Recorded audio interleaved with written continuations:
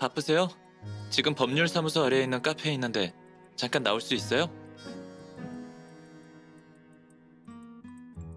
부탁드리고 싶은 사건이 있는데 전화상으로 말하기가 좀 그래서요. 이렇게 불쑥 찾아와서 미안해요. 혹시 내가 방해한 건 아니죠?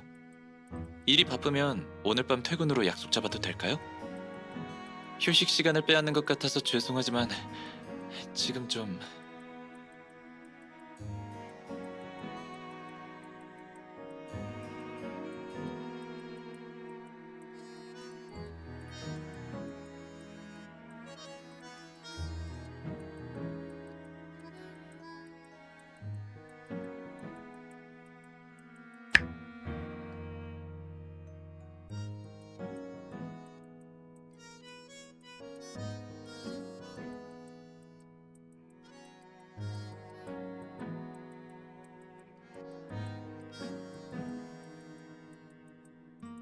화가 제트와는 상관없어요. 그 사건 계속 마음에 두고 있었나 봐요? 고마워요. 하지만 더는 부담 갖지 않았으면 좋겠어요.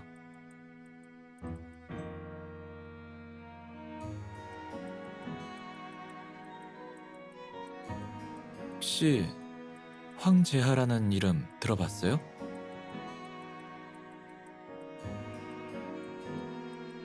네, 맞아요. 그분은 제 미적 감각의 기초를 잡아주신 선생님이기도 해요. 난 항상 그분을 존경해왔죠. 맞아요. 황 선생님은 작년에 돌아가셨어요. 작년, 랜스터가 경매품을 바꿔치기 했다는 의혹이 돌면서 여론은 그걸 황 선생님의 소행으로 몰고 갔어요. 언론은 바로 이 문제로 랜스터의 사장인 최원과 황 선생님 사이에 다툼이 발생했으며 이 말다툼 중 최원이 그의 넥타이를 사용해 황 선생님을 교살했다고 보도했죠.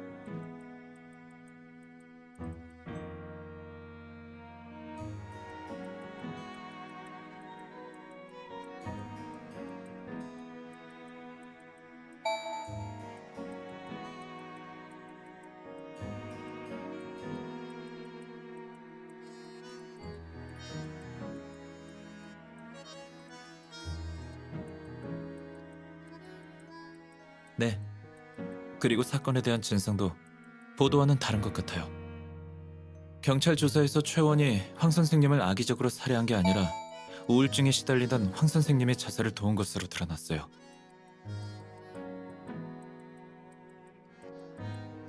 경찰은 황 선생님이 우울증으로 인해 자살을 생각했을 것으로 추정하고 있어요. 최원이 자살을 도운 이유는 이 비극을 통해 모조품 바꿔치기로 랜스터에게 불리해진 여론을 바꿔 살아날 수 있을 거라고 생각했기 때문이고요.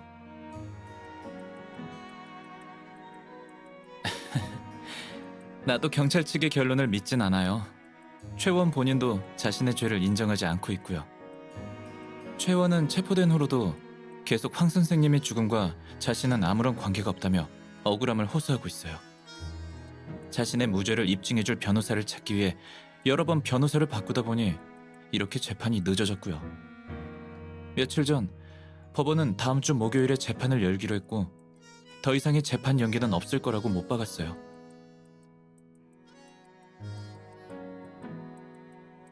명색은 최원의 변호이지만 사실 난 황 선생님을 살해한 진범을 같이 찾아보자고 부탁하고 싶어요.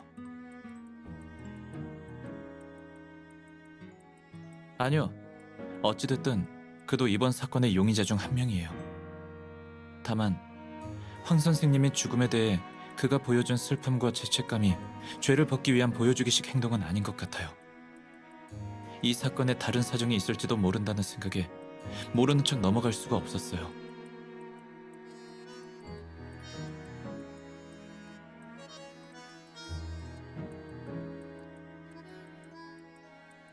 미안해요. 어려운 부탁이라는 건 알고 있지만 나도 사건의 내막을 방금 알았어요. 그렇지 않았다면 이렇게 오래된 사건을 다시 파헤치진 않았을 거예요. 만약 이 사건을 우리 집안 변호사가 변론하게 된다면 기자들에게 또 다른 가십거리를 던져주는 꼴만 되고 진상규명에는 불리하다고 생각해서.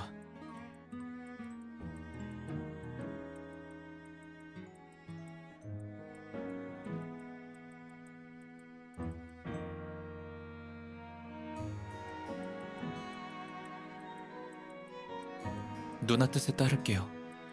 시도해 준다는 것만으로도 고마워요. 변호사님이 하는 일에 왈가왈부하지 않을게요.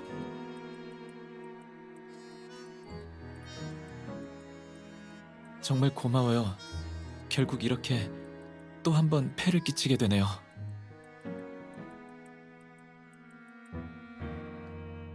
사람들은 화인그룹의 세력은 크고 넘쳐서 화인그룹 후계자라면 못하는 게 없을 거라고 말해요.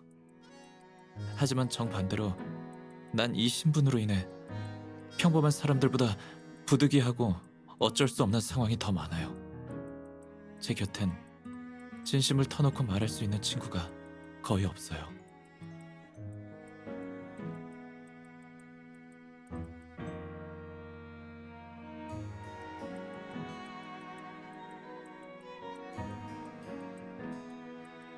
맞아요. 누나가 있어서 정말 다행이에요.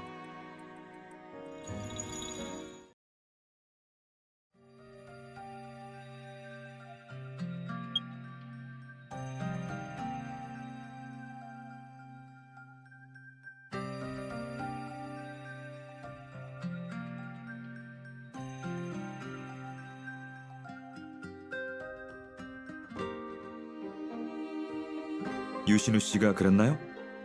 유신우 씨 집안 변호인이 나서면 곤란하다고?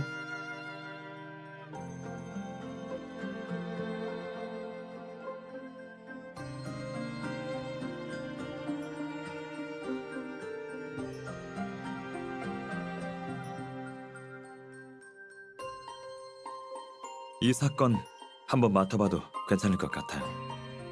황재하 씨 사건도 미해결 사건부 중에 하나입니다. 일련 번호 N2X1036. 우선순위가 높지는 않지만 정신 이상 사건에 속해요.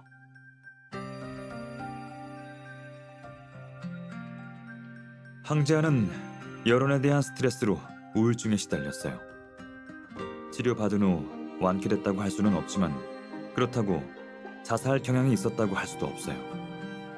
하지만 경찰 측은 최원이 황재하의 자살을 방조했으며 이 가운데 또 다른 사실이 숨어 있을 거라고 생각하는 것 같아요.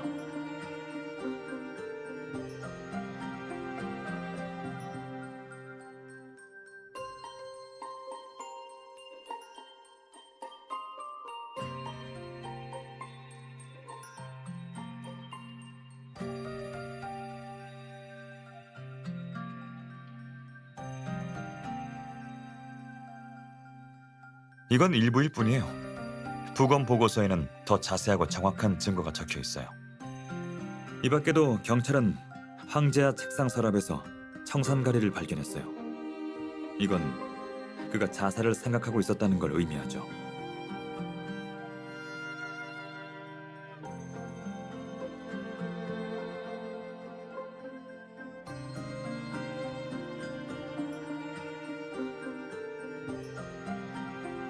우울증 치료는 가족이나 친구가 함께해야 하지만 황재하는 미혼에 혼자였어요. 그래서 그 병을 앓게 된 후 최원이 그를 대신해 말벗이 될 만한 전문 간병인을 찾아줬다고 합니다.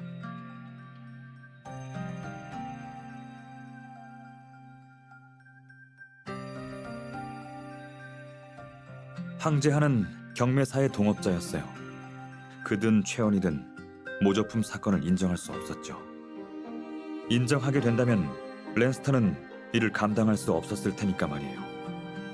하지만 그땐 황재하가 언론에게 찍힌 상태라 두 사람이 파산하는 것보단 한 사람이 손가락질 받는 게 낫다고 생각했던 것 같아요.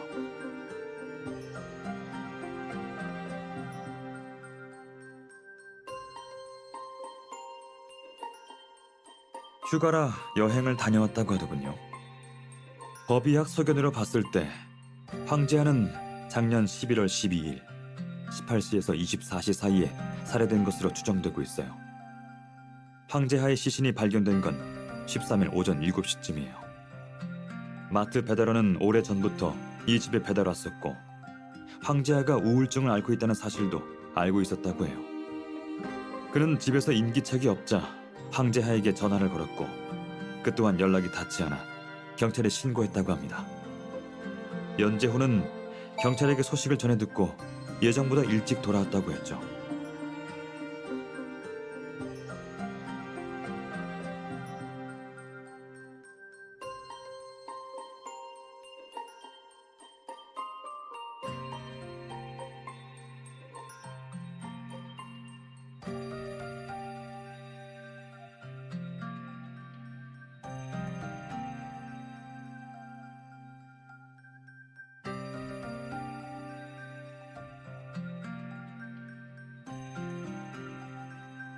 유신우 씨도 수사팀이냐고 묻고 싶은 겁니까?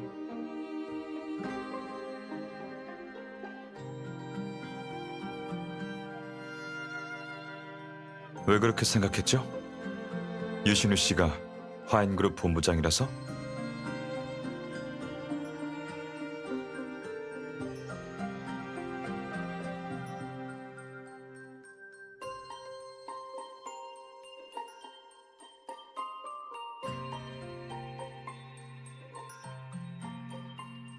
조금 전까지만 해도 너무 순진해 보여서 걱정했는데 이제 보니 그럴 필요 없겠네요.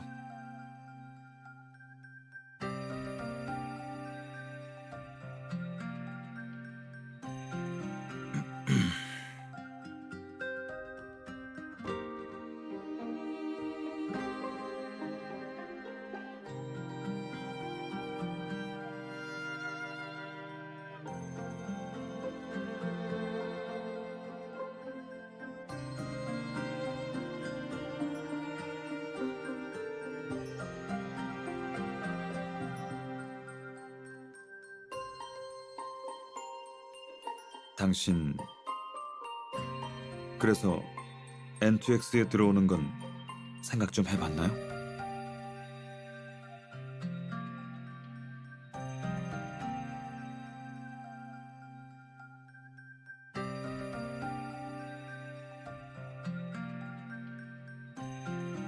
좋아요. 역시 내가 사람 하나는 잘 봤네요. X03A는 이미 화인 제약에 화학 검사를 의뢰해 놨어요. 나중에 상세한 보고를 받아볼 수 있을 거예요. 그 전에 더 많은 정보를 알아보고 싶다면 N2X 내부 자료를 찾아볼 수 있는 권한을 줄게요. 시간 날 때 본부에 가서 신원 식별 정보를 입력하면 될 것 같군요.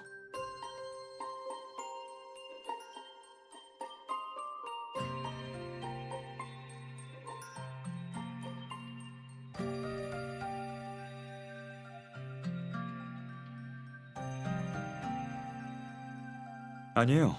실종 사건들은 주로 제가 정리했고 그때 일련 번호는 모두 세 자리였어요. 정신 이상과 관련된 사건은 다른 조사 요원들이 정리했는데 그때 사용한 일련 번호가 네 자릿수였을 겁니다.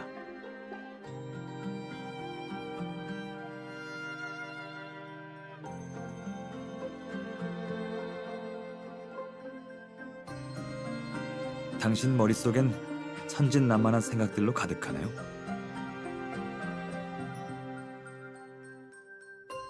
물론 생각할 수 있죠. 그리고 사실 저도 당신의 그런 생각이 마음에 듭니다. 우리 변호사들은 우리가 맡을 일이 없어져 실직하게 되는 날까지 노력해야 한다.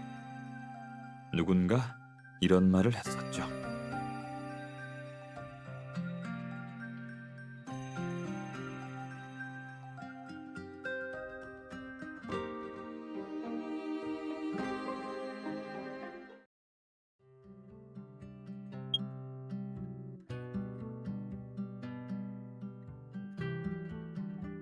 지난번에 날 도와주지 않았다면 아마 아직도 이곳에 머물러 있었겠죠?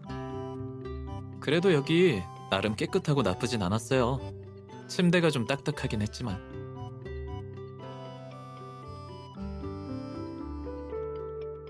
그건 안 되죠. 기부를 해도 여기에 하진 않을 거예요. 만약에 여기가 좋다고 소문이라도 나서 너도 나도 한번 와보려고 나쁜 짓을 하면 어떡해요. 경찰 아저씨랑 변호사 누나한테 폐를 끼쳐서는 안 되죠.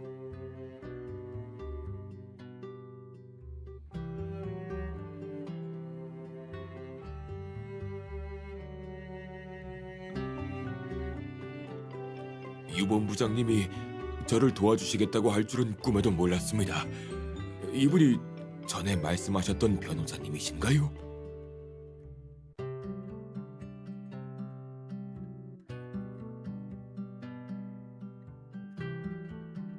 정확히 말하자면 당신을 도와주는 게 아니에요.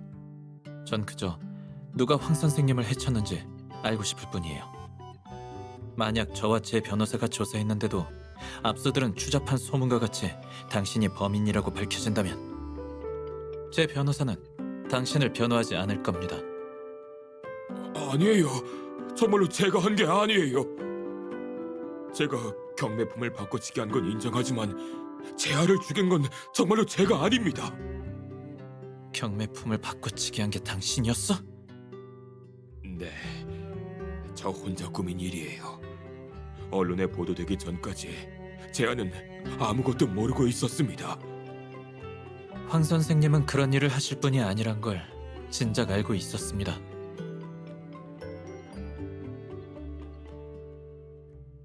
네, 제가 사실대로 다 말했습니다.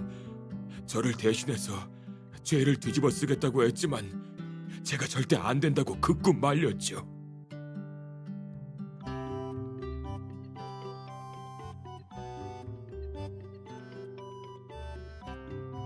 유본부장님, 제가 받아야 할 벌은 달게 받겠습니다.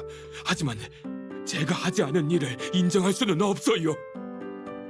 특히 재하 살인 사건을 제가 뒤집어 쓰게 된다면 이 사건의 진상은 정말로 깊이 묻혀버릴 겁니다.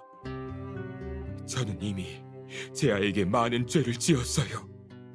죽어서도 편히 눈 감지 못하게 할 수는 없어요.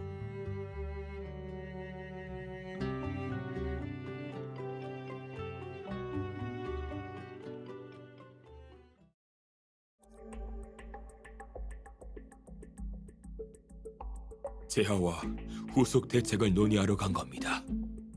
당시 랜스터가 처했던 상황을 알 필요가 있을 것 같네요. 언론과 경쟁사에선 재하가 경매품 바꿔치기를 한 사람이라고 확정했었죠. 그들도 랜스터가 거질 수 있었던 건 순전히 재하의 감정 기술 때문이란 걸 알고 있어요. 경매품의 품질이야말로 경매사에서 제일 중요한 것이니까요. 내가 랜스터의 사장이긴 하지만 경영인일 뿐이라 내가 무너져도 랜스터는 끄떡 없어요. 내가 나서서 경매품 바꿔치기의 진상을 밝히고 재하의 누명을 벗겨주려 했지만 당시의 여론이 너무 안 좋아서 재하와 어떻게 할지 논의하려고 한 겁니다. 저녁 8시쯤이에요. 원래는 재하와 함께 밥을 먹으려고 했는데 우울증에 걸린 뒤론 밖에 잘 안 나가서 저녁을 먹은 뒤에 보기로 약속을 했습니다. 오늘 좀 좋아 보이는데? 그냥 그래. 술 마실래? 재훈 군이 가기 전에 럼주 사놓고 갔는데 마실 거면 따서 마셔. 재훈 군도 참 세심하단 말이야. 맞다. 재훈 군 오늘부터 휴가였지? 어디 놀러 간대? 안 물어봤어. 매일 나 간병한다고 쉬지도 못하다가 겨우 쉬러 가는데 귀찮게 이것저것 물어봐서 뭐해?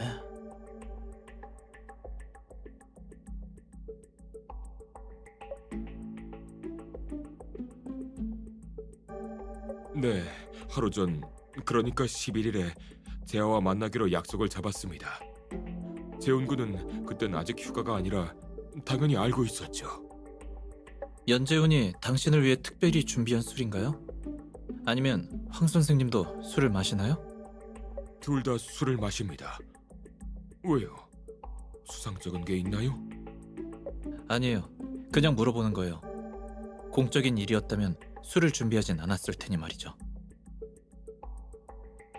나와 재하는 대학 동창으로 알고 지낸 지 30년이 넘었어요. 그래서 사적으로 만날 땐 일 얘기도 편하게 했었죠. 게다가 재하가 병에 걸린 뒤론 가끔 술을 마시며 스트레스를 풀었어요. 아쉬운 건 그날 밤 재하와 다툰 거고 그 럼주를 마시지 못한 거예요.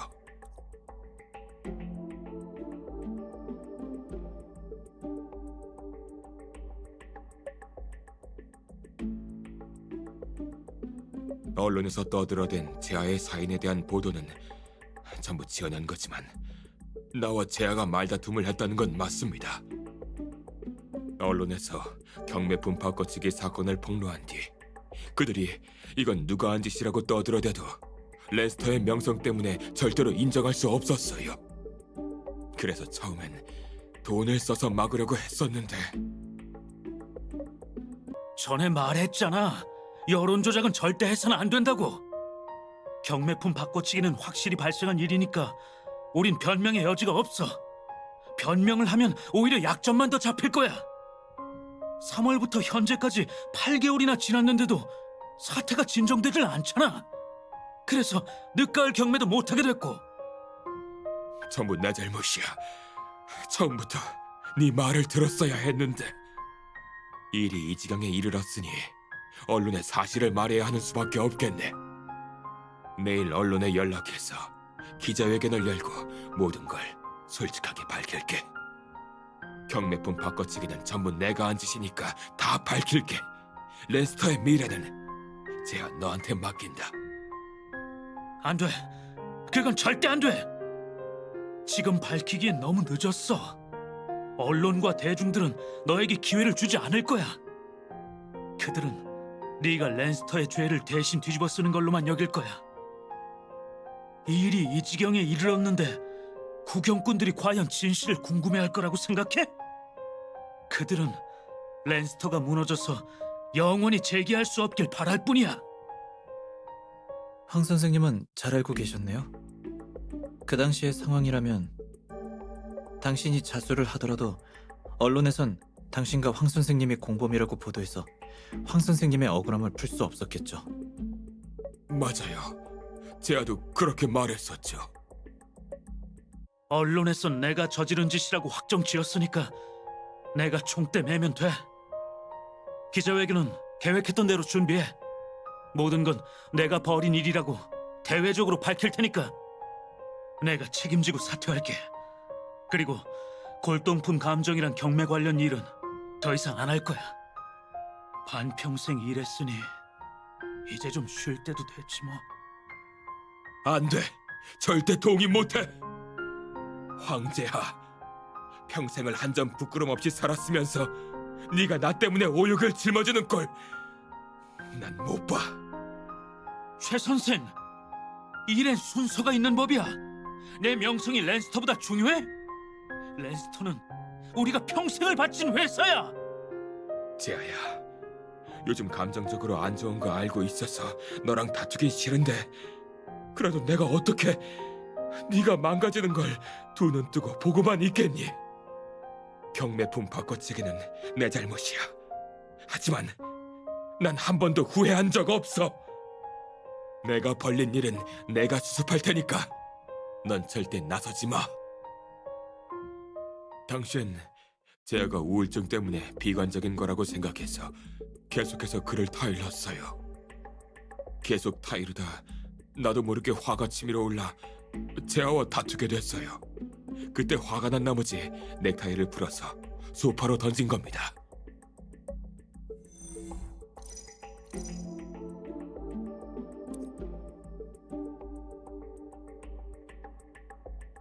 아니에요. 렌스터는 사업이 아주 잘 돼서 그깟 푼돈은 없어도 그만입니다. 난 그저 졸부들이 예술품을 가져가는 게 꼴보기 싫었던 것뿐이에요. 졸부일 뿐이잖아요. 예술이 뭔지도 모르는 졸부. 푼돈을 가지고 진정한 수집가들의 소중한 것을 빼앗아 예술품을 자신들의 부를 과시하는 용도로 전락하게 만든 거죠. 최근 경제가 발전하고 부자들이 증가하면서 이런 일도 늘어나고 있죠. 최원 씨, 당신은 이걸 참을 수 없었던 거죠? 유 본부장님 말이 맞아요. 진정한 수집가들이 낙찰받은 물건은 한 번도 바꿔치기 한 적 없어요. 유 본부장님이 낙찰받은 경매품들은 모두 진품입니다. 그러려고 했다면 일단 나부터 먼저 속일 수 있어야 했겠죠. 아니면 내가 고마워해야 하는 건가요? 최원 사장님이 날 졸부로 보지 않았다니 아주 감사드립니다. 유 본부장님은 성골 중에 성골이신데 제가 어찌 감히...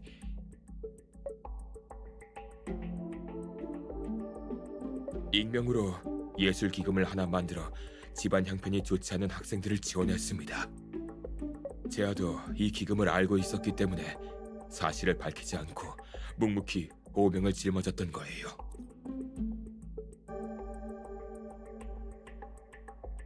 제아가 먼 짓을 저지를까봐 간병인을 고용한 겁니다. 네, 전 그 부분이 좀 이상하다고 생각했어요. 우울증이 그렇게 심각한 정도는 아니었어요. 의사와 상담하면서 호전도 많이 됐고요. 작년 9월쯤에 제아가 단념하고 예전에 사뒀던 독약들을 재훈군, 그러니까 간병인에게 시켜 모두 버렸다고 말했었어요. 모두 버렸다고 했는데 그 약이 왜 제아의 서랍에서 나온 걸까요?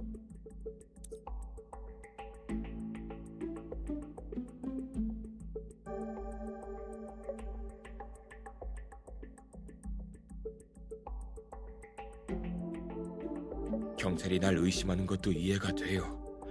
제아와 가장 친한 친구가 바로 나니까. 황 선생님 정도면 친구와 학생들이 아주 많을 텐데 황 선생님이랑 친하게 지낸 사람 또 없나요?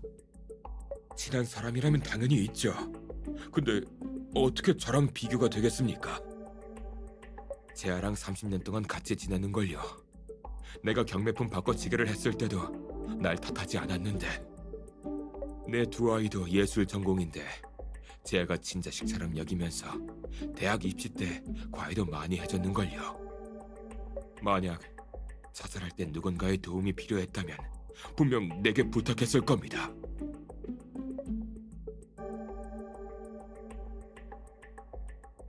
재훈군은 전문적인 가사 서비스 업체에서 구한 사람이에요. 성격도 좋고 꼼꼼해서 제아랑 잘 지냈죠.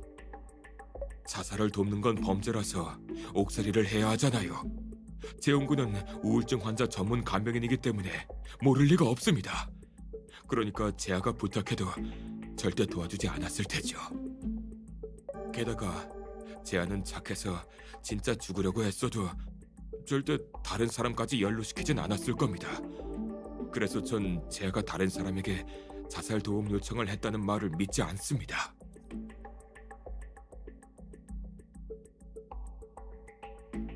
제아가 다른 사람과 짝을 졌다는 소리는 한 번도 들어본 적 없어요.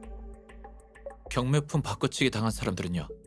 그들이 언론의 말을 듣고 황재현 씨를 원망했을 가능성은요? 경매품 바꿔치기를 당한 졸부들은 경매장 단골 손님이 아닙니다.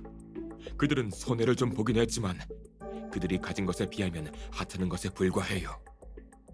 푼돈 때문에 사람을 살해한다니 정말 가치 없는 일이죠. 아, 한 가정이 풍비박산 났었군요. 작년 1월에 자신이 살던 집에 불을 질러 분신 자살을 했다는 장태웅이요.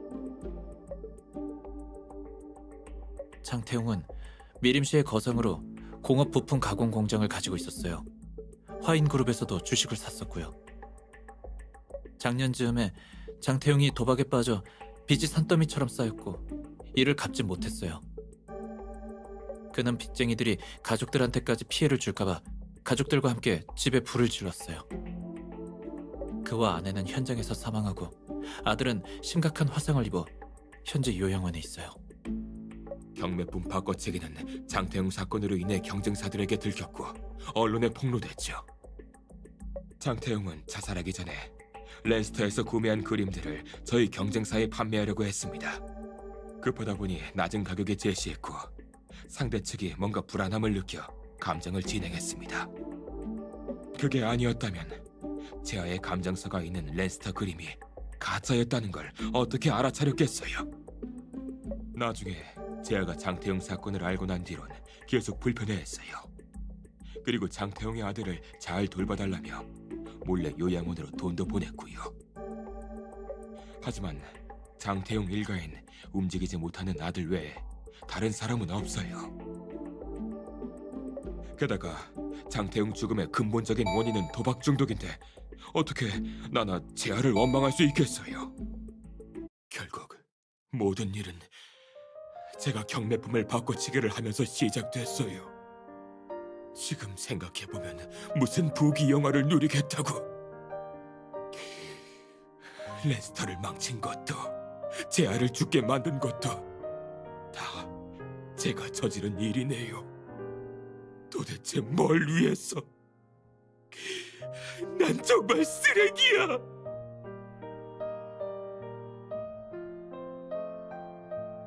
최 사장님, 제가 어떻게 예술에 관심을 갖게 됐는지 아세요? 제가 겨우 5살이었을 때 아버지는 저와 형을 데리고 랜스터 경매에 참여했어요. 거기엔 수많은 명화가 있었지만 난 유독 전혀 알려지지 않은 풍경 유화에 눈이 갔어요. 우뚝 솟은 설산 아래로 붉게 물든 단풍숲이 우거져 있고 먹이를 찾아 나온 새들의 모습이 보일 듯 말 듯 그려져 있었어요. 단풍잎이 나무에서 떨어지는 풍경은 마치 그림 안의 숲속에서 바람 소리를 듣고 있는 것 같았죠. 그때 황 선생님은 제가 누군지 모르셨어요.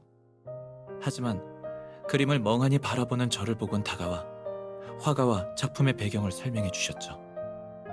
선생님은 이름값에 상관없이 누구나 마음으로 아름다움을 보여줄 수 있는 것, 그게 바로 예술이라고 말씀하셨어요. 남녀노소, 빈부 귀천을 가리지 않고 누구나 누릴 수 있는 예술의 아름다움. 내가 너무 옹졸해서 제아에게 미안할 따름이에요. 만약 제가 여기서 나갈 수만 있다면 저는 전 재산을 다 털어서라도 모조품을 산 사람들에게 배상할 생각입니다. 아무리 힘들어도 제아를 위해 랜스터를 바로 세울 겁니다.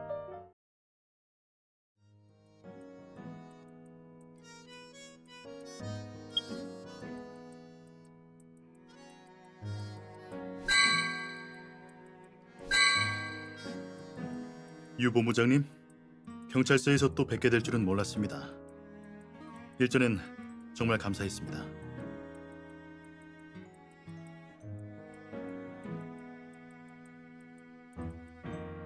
얼마 전 저희 팀 형사 한 명이 공무집행 중 순직했습니다. 그의 자식은 큰 병을 앓고 있어 치료하는 데 많은 돈이 필요했죠. 유 본부장님의 도움이 없었더라면 아이는 아직도 병마와 싸우고 있었을 겁니다. 아니에요. 제가 기부했을 땐 그 아이의 아버지가 경찰인 줄도 몰랐는걸요.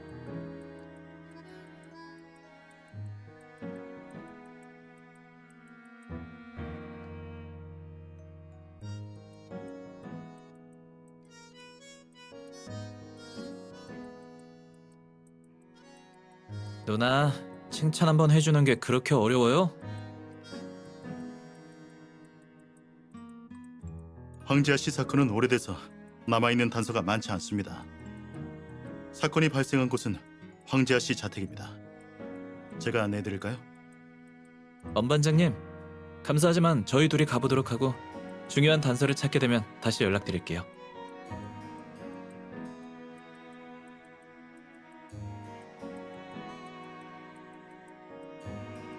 네. 주소와 비밀번호는 서류 안에 있습니다.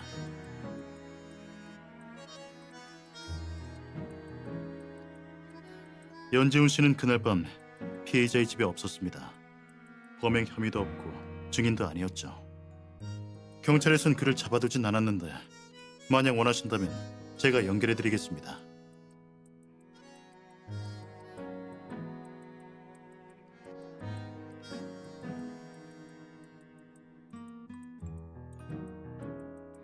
차에 탔을 때부터 한마디도 안 하고 무슨 생각을 그렇게 해요?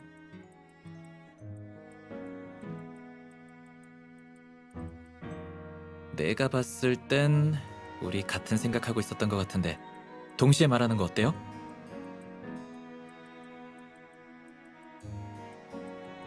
연재훈이 수상하다.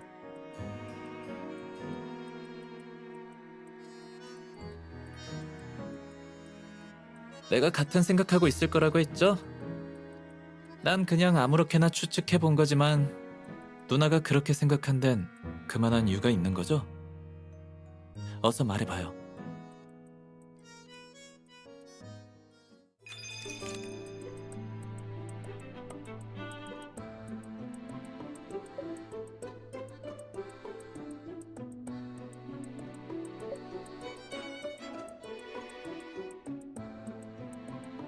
나도 그래서 연재훈을 의심했어요. 게다가 최원이 청산가리를 언급했으니 더욱 수상하죠.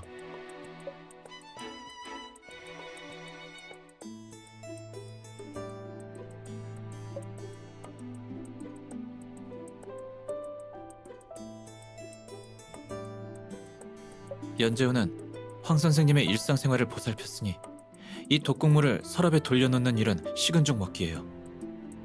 근데 그가 이렇게 한 이유가 뭘까요? 나도요. 혹시 랜스터 경매품 바꿔치기 사건의 피해자가 아닐까요?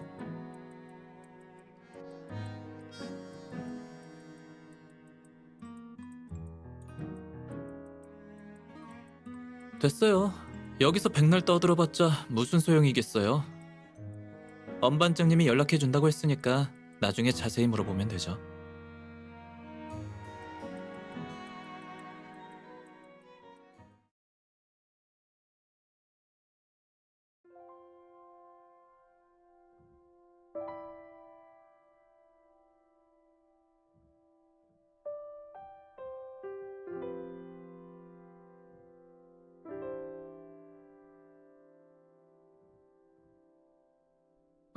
진짜네?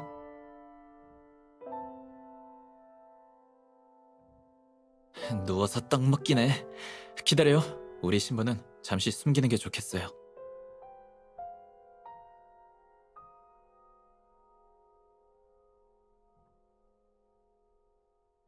안녕하세요. 이 동네 사시는 분 맞죠? 혹시 G-7이 어딘 줄 아세요? G-7이요? G-7 가세요? 네, G-7이 경매로 나왔더라고요. 그래서 여자친구랑 같이 집 보러 왔어요.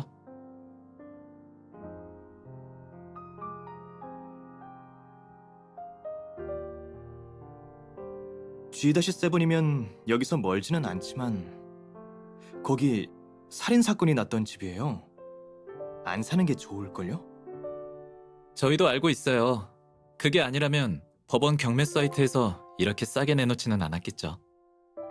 근데 예비 장인어른이 고급 주택 해올 거 아니면 결혼은 꿈도 꾸지 말라고 해서 저도 어쩔 수 없어요.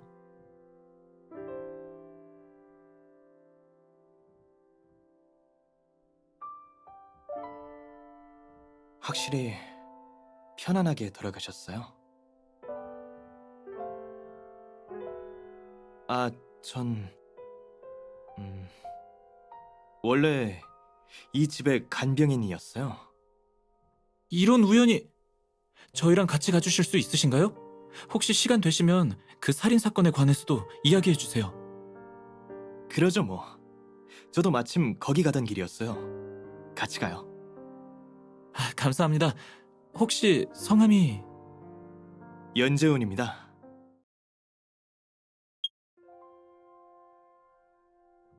제가 부동산에 가서 비밀번호를 알려달라고 할게요. 여기서 기다리고 계세요.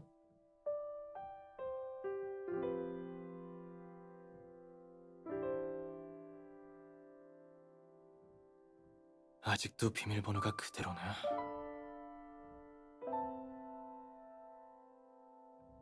들어오세요.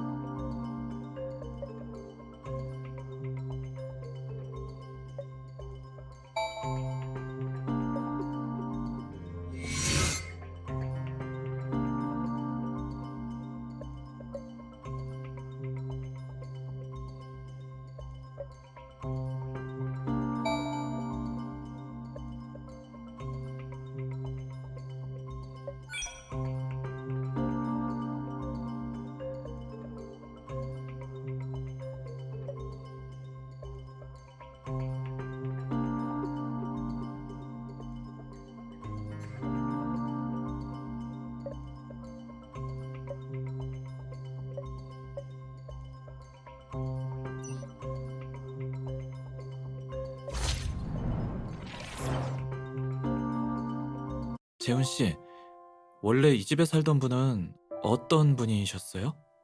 어쩌다 사고가 난 거죠? 이 집의 원래 주인분은 미술품 감정사 황재하 씨였어요.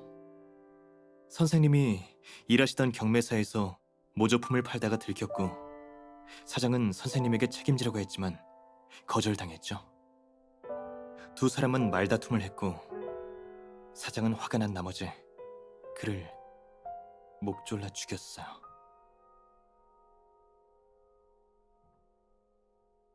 그런 일? 그 경매장에서 얼마나 많은 위조품을 팔았는지, 얼마나 많은 사람을 속였는지 잘 모르시는 것 같네요. 죄송합니다. 사기꾼을 옹호하려던 건 아니었어요. 말씀 들어보니 고용주와 사이가 좋은 건 아니셨나 봐요. 그렇지도 않아요. 저는 황 선생님을 돌보는 일에 최선을 다했죠. 황 선생님은 저에게 잘해주셨어요. 유화 그리는 것도 가르쳐 주셨고요. 하지만 선생님께서 한 일이 마음에 걸려요.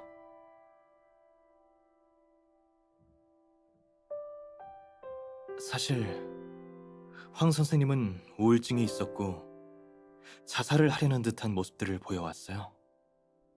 비록 사장과 말다툼을 하다 돌아가셨지만 그래도 살고 싶다는 마음은 없으셨을 거예요. 나중에 경찰에게 이 사건이 자살 방조였고 고의로 살해한 건 아니었다는 이야기를 전해 들었어요.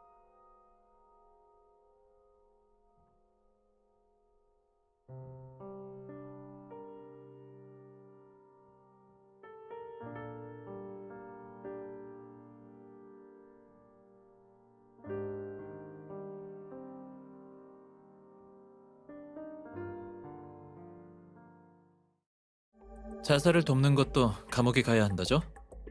당신의 고용주가 당신에게 도움을 요청하지 않아서 다행이네요. 맞다. 당신의 고용주가 사장과 싸울 때 왜 말리지 않았죠?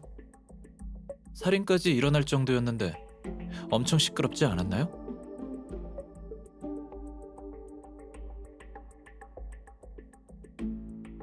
그날 전 집에 없었습니다.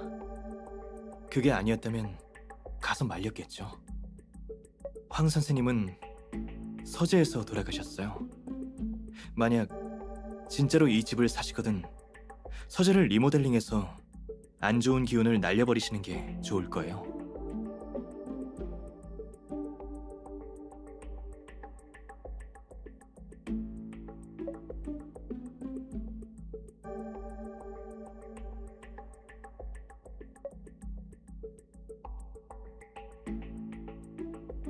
작년 4월에 우울증 확진 판정을 받은 뒤 그의 사장님이 절 고용했어요.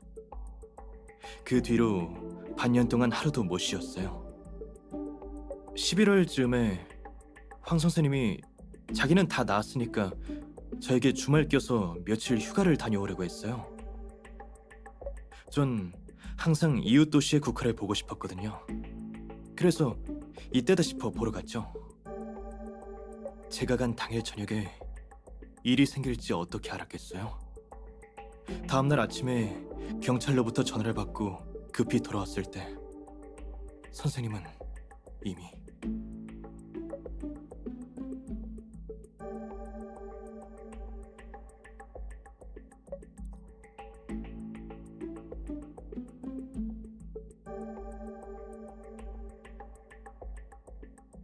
아니요. 우울증은 감기 몸살 같은 질병일 뿐이에요. 환자에게 편견을 가져선 안 돼요. 그들은 보살핌과 관심이 필요한 것뿐이에요. 우리가 감기에 걸렸을 때 약을 먹는 것처럼.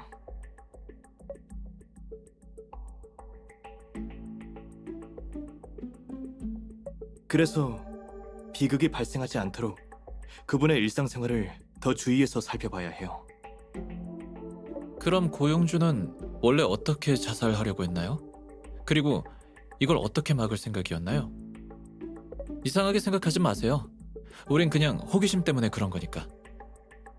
현대 사회는 스트레스가 엄청 많잖아요. 그래서 우리도 한순간에 우울증에 걸리게 될지 누가 알겠어요. 그러니까 우울증에 대해 좀 알아두려고요. 황 선생님이 청산가리를 구해오신 뒤 서재의 서랍 안에 계속 넣어두셨어요.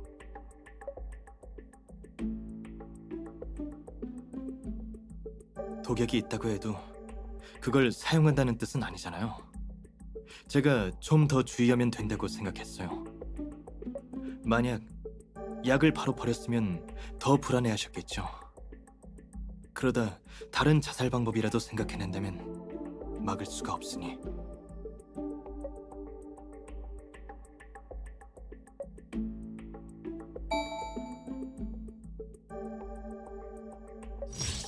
여기 좀 둘러보실래요?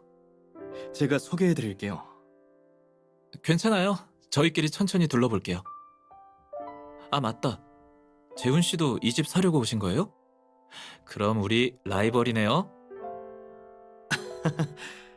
제가 어떻게 이 비싼 집을 사겠어요? 이 집 살 돈이면...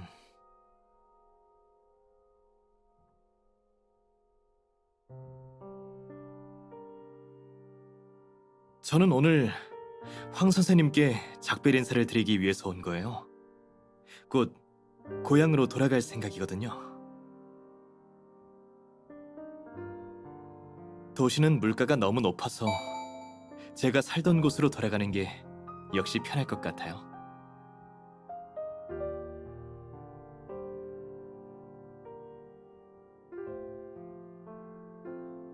그럼 저는 2층 서재에 가서 선생님께 인사 좀 드리고 갈게요. 괜찮으시다면 저희도 함께 가도 될까요? 어쩌면 여기 살게 될 수도 있는데 전주인께 잘 보여야 하지 않을까 해서요.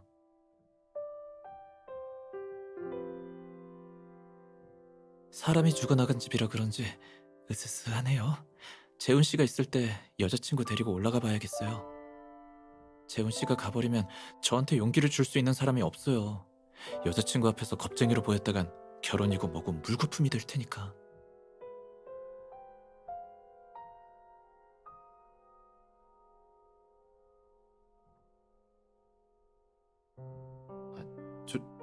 좋아요. 같이 올라가요.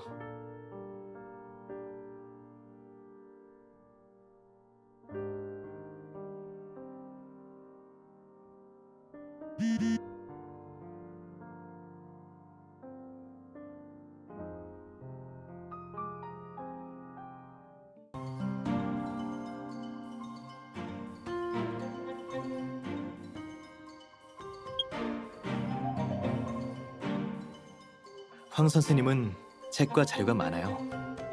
제가 정리했다간 못 찾으실까봐 제가 손대지 못하게 하셨어요.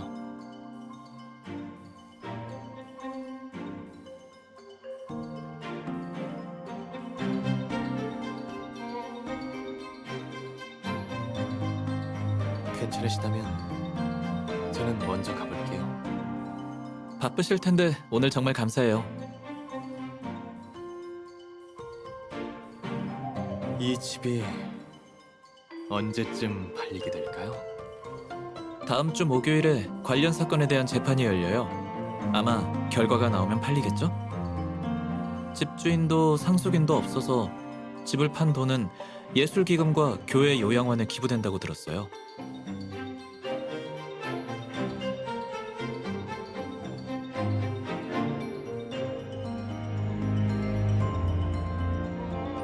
고인을 추모하러 뮤지에 가지 않고 범행 현장으로 온 사람은 처음 봤어요. 게다가 추모 용품이나 꽃다발도 준비하지 않았잖아요.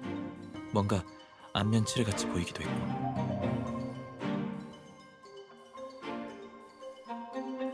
그럴 가능성이 커요. 연재훈이 오늘 이곳에 온 진짜 목적이 뭘까요?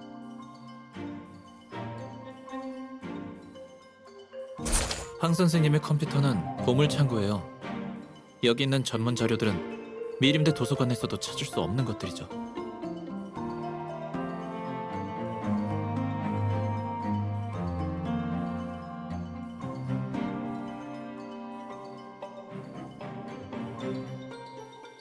이 사건은 30년 전에 발생한 거예요. 황 선생님은 자식이 없는데 설마 선생님이 이 사건으로 아이를 잃으셨을까요?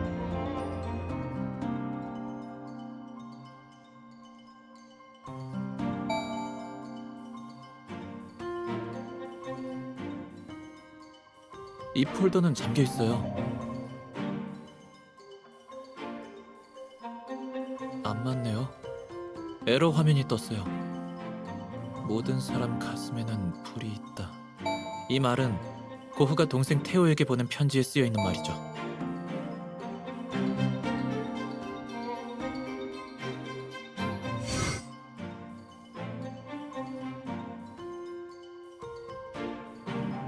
유명인이 아닌 것도 장점이 있죠. 장태용 일가 중 장태용 본인 외에 그의 처와 아들 사진은 없어요. 인터넷에서 우리 집안을 검색하면 내 조부모님 사진까지 다 찾을 수 있을 거예요.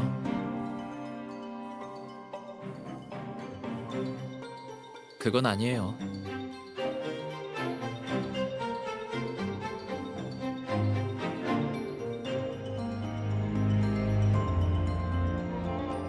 장태용은 예술에 무지하지만 장현우는 예술 잡지사의 편집자였어요. 장태용이 집안을 일으킨 후 일부러 아들의 예술적 소양을 키워준 걸지도 몰라요. 그도 진심으로 예술을 사랑한 셈이죠.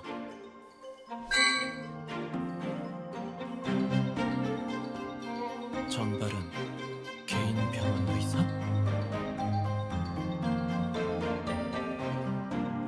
아니요.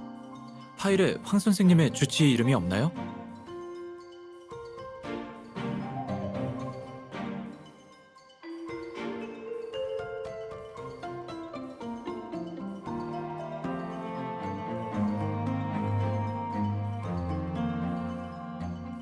표정을 보니 백 변호사가 전부 말해줬나요?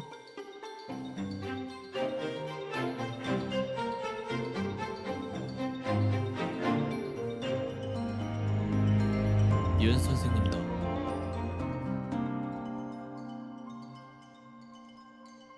보안 의식이 철저하네요. 좋아요. 그럼 말 안 할게요.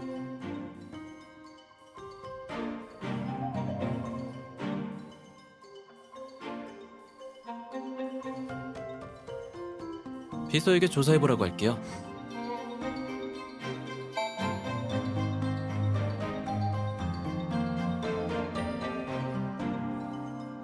보통 지방 사람들이나 고향에 간다는 표현을 쓰죠. 미림씨를 떠난 건 사실이에요. 그러나 고향에 간다는 건 분명 거짓말이죠.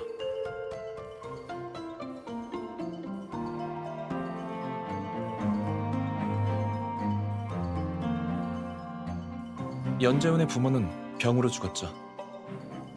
그는 1월에 갑자기 사직했어요. 단순히 더 좋은 조건 때문에 이직한 걸까요? 머리 아파. 비서에게 알아보라고 할게요. 맞아요. 스위트홈 가사 서비스도 화인 계열사예요.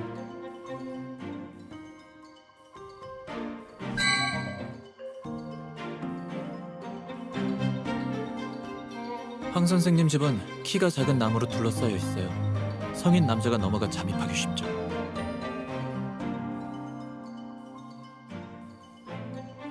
창고일 거예요.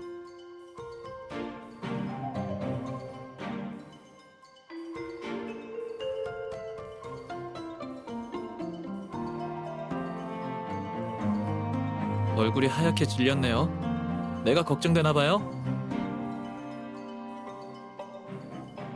뭔가 이상한 거 못 느꼈어요?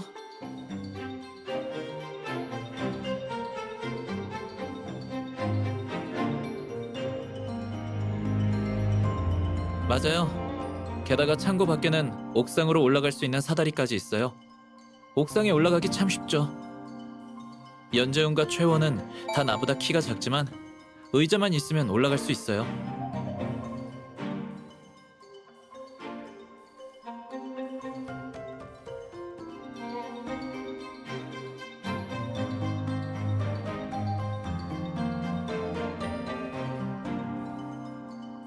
자살엔 엄청난 용기가 필요해요. 그래서 보통은 덜 고통스러우면서 빨리 갈 수 있는 방법을 선택하죠. 질식, 특히 누군가의 목이 졸려 죽으려면 1분 이상의 시간이 필요해요. 생존 본능이 발동하면 자살을 시도한 사람들은 대부분 포기하죠. 황 선생님은 경매품 바꿔치기로 경매 업계의 명예를 떨어뜨린 일을 이때까지 후회하셨던 걸까요? 근데 그건 선생님이 한 일도 아니잖아요. 선생님도 그 사건의 피해자죠.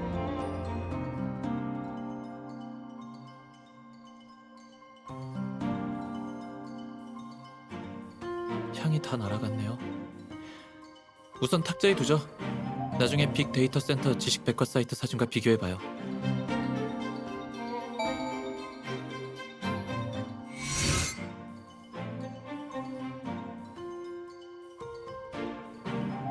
연도가 안 적혀 있으니 모르죠.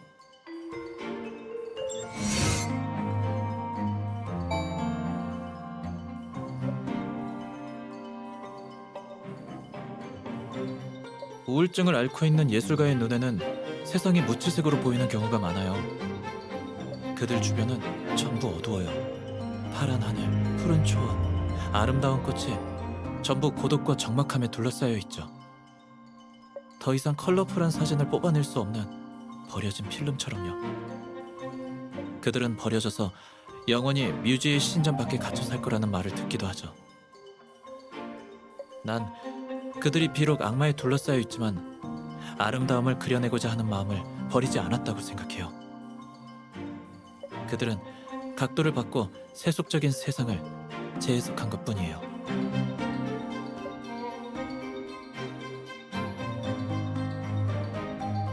네, 피렌체에 있을 때 고흐한테 꽂혀서 많이 알아봤죠. 걱정 말아요. 난 정상이니까. 우울증에 걸리는 날이 오면 그림을 많이 그려 친구들에게 뿌릴 거예요. 값이 폭등할지도 모르잖아요.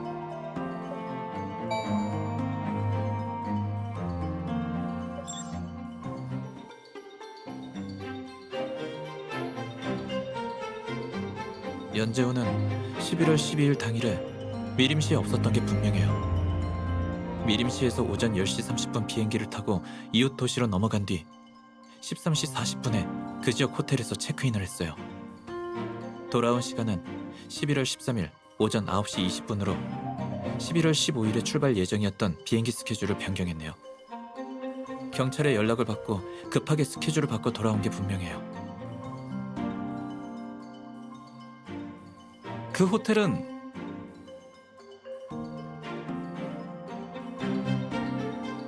연재훈에 대한 신상 자료가 황 선생님이 갖고 계신 이 파일과 똑같아요.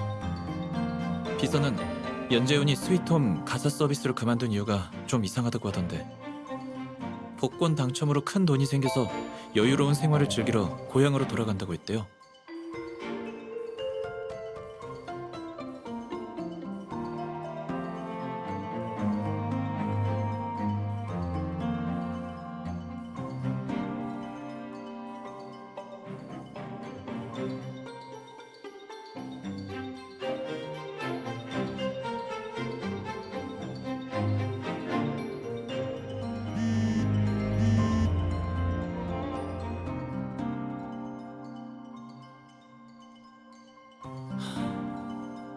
무슨 말 하려는지 알아요.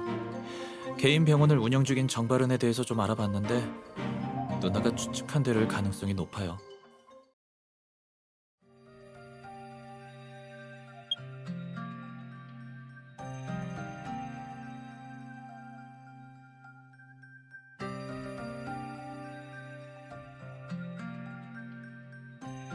정발은의 병원을 찾는 대부분이 연예인, 사업가 등 프라이버시가 중요한 사람들이에요. 친자 확인 유전자 검사가 병원의 주 수입원이고 장태용은 거기 고객이에요.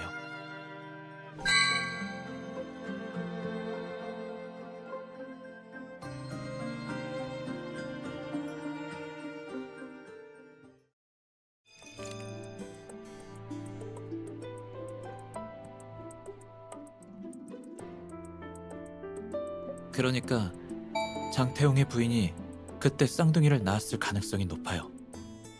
하지만 장씨 집안에서는 계속 외동아들 하나뿐이라고 말해왔어요.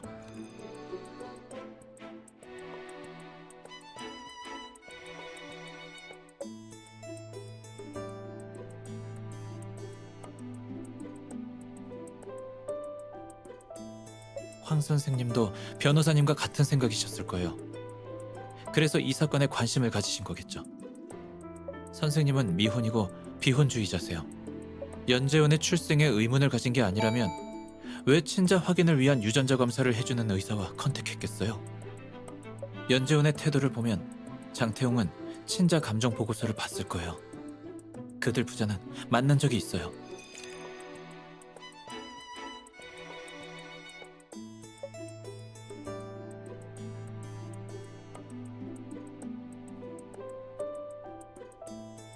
장태영이 감정 보고서를 받지 못했다면 연재훈에게 연락하지 않았을 거예요.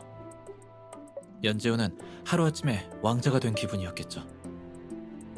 하지만 뜻밖에도 그를 기다리고 있던 건 부귀영화와 행복이 아닌 절망이었어요. 화상연고? 대인 곳에 바르는 약이요?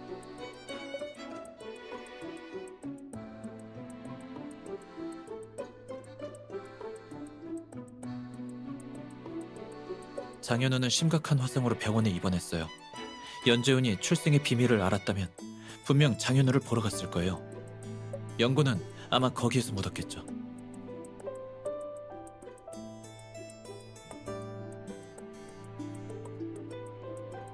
관찰력이 뛰어나네요. 평소에 나도 그렇게 열심히 관찰하나요?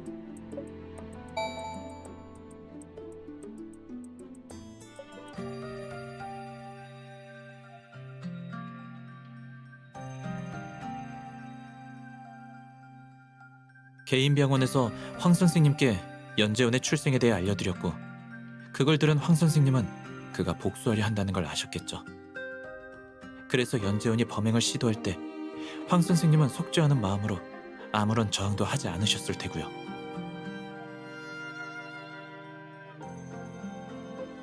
아마 우울증이 불러온 부정적인 생각 때문이었을 거예요. 비서한테 병원에서 작성한 유전자 검사 결과를 손에 넣을 수 있는 방법 좀 알아봐달라고 부탁했어요. 이렇게 하지 않으면 우리 추측을 뒷받침할 증거가 하나도 없어서 법원에서 설득력이 없을 거예요.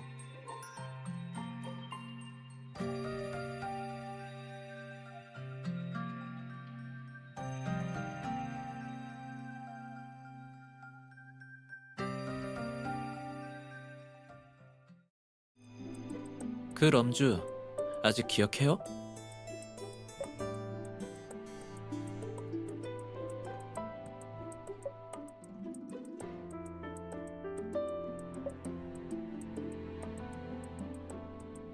최원과 황 선생님은 대화를 나누며 종종 반주를 곁들이니까요. 게다가 연재원에게는 황 선생님이 음독 자살을 위해 갖고 계시던 청산가리가 있으니까 술에 탈 수 있었어요.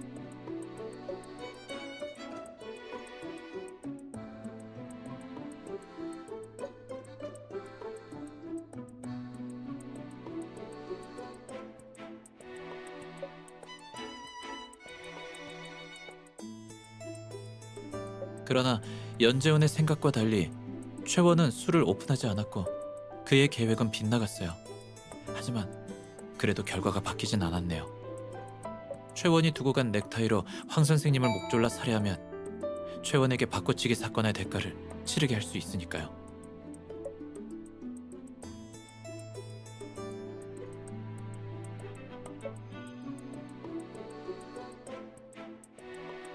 그랬겠죠. 아래층 화원은 쉽게 넘어 들어갈 수 있잖아요. 한밤중이라 밖에 서 있어도 잘 보였을 거고요. 최원이 떠난 후 연재훈도 창고 건물 옥상에서 창문을 넘어 서재로 들어갔을 거예요. 그래서 경찰은 최원이 출입한 기록밖에 못 찾았던 거고요.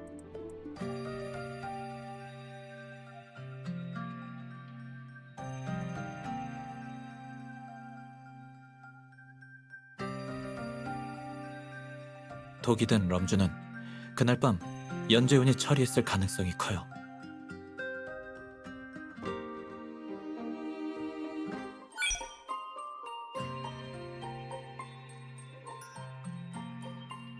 그러니까 연재훈이 장현우의 신분증으로 항공권을 샀고 사건 발생 기간에 미림시로 돌아왔다는 말이에요?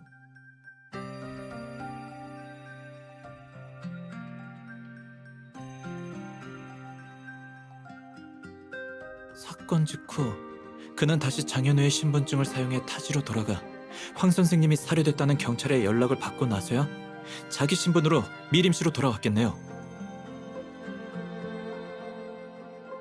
사람을 보내 장현우의 탑승 기록을 확인해 봐야겠어요.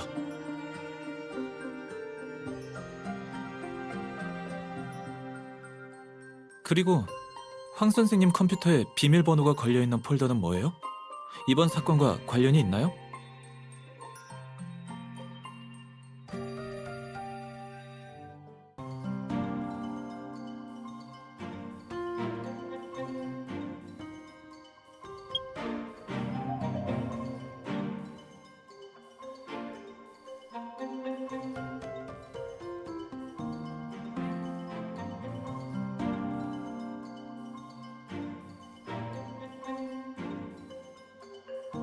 모든 사람 가슴에는 불이 있다. 고흐의 작품을 말하는 건가?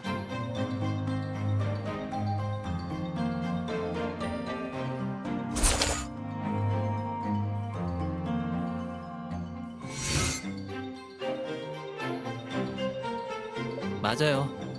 같은 해라면 이 그림은 우리가 좀 전에 봤던 것보다 늦게 완성된 거예요. 고흐의 해바라기 중 15송이가 그려진 건 세 작품이 있어요. 이 그림의 진품은 영국에 있어요. 언제 나랑 같이 보러 갈래요?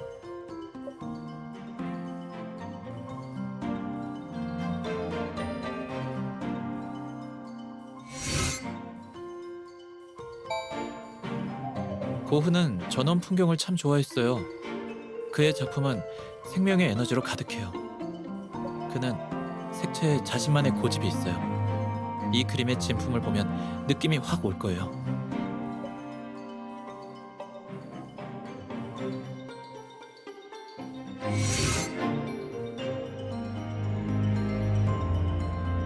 연도가 없으니 일단 그렇게 추측할 수밖에 없겠네요.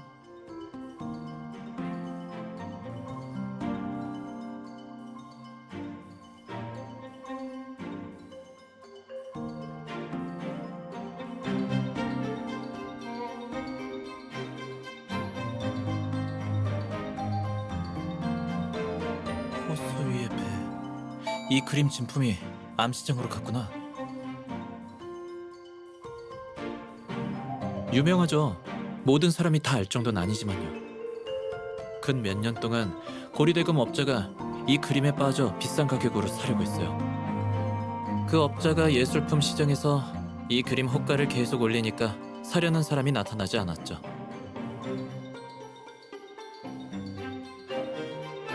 확실해요?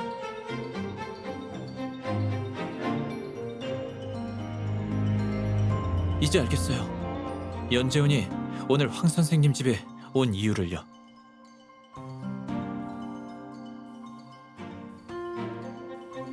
맞아요. 그 고리대금 업자가 바로 장태용의 채권자거든요.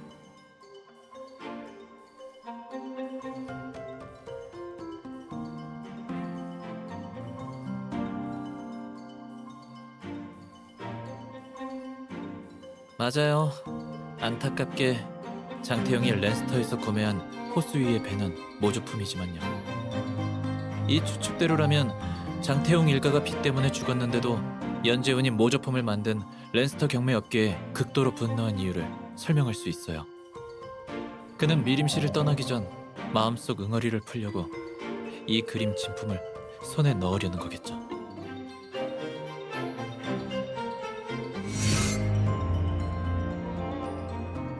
미완성이라 그렇겠죠? 투 테오. 테오는 아마 빈센트 반 고흐의 동생인 테오 반 고흐를 말하는 걸 거예요. 그는 고흐와 가장 가까웠던 사람이자 가장 충실한 팬이었죠.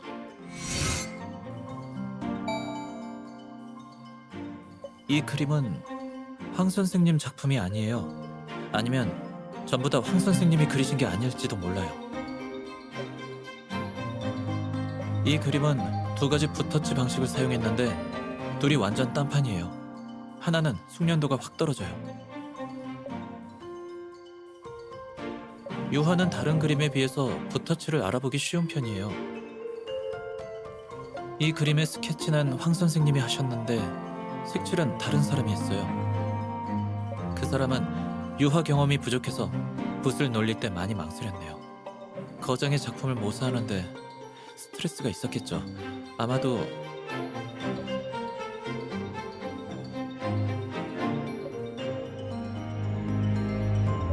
아무것도 아니에요. 아무튼 이 그림은 황 선생님 작품이 아니에요. 이 그림 진품은 전쟁 중에 소실됐어요. 변호사님한테 보여줄 기회가 없어서 참 아쉽네요. 폴더 비밀번호가 10자리네요. 방 안의 다른 그림들은 고흐와 관련이 없는데 비밀번호가 정말 해바라기에 숨겨져 있을까요?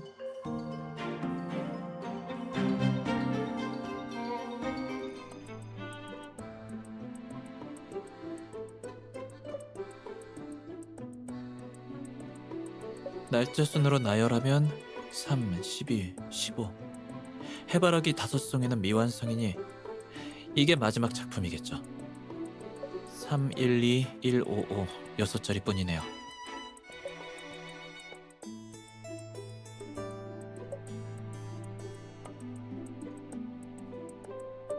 역시 내가 변호사를 제대로 선임했군요.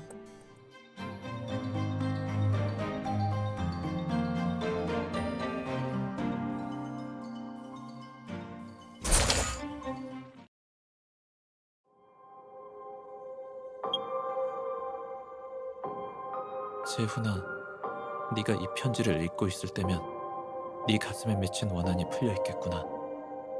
네가 네 부모와 형제의 복수를 위해 내게 온 걸 안다.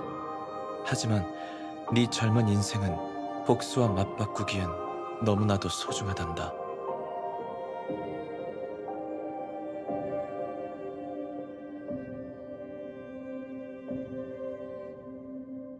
황 선생님은 장태용이 구매했던 위조품의 진품을 모두 사들였어요. 호수 위의 배를 포함한 진품은 항구의 창고에 보관되어 있어요. 황 선생님은 연재훈이 원한을 풀고 새로운 삶을 시작하길 바라셨던 것 같아요. 보관된 예술품들로 그가 여유로운 삶을 누릴 수 있도록 말이에요.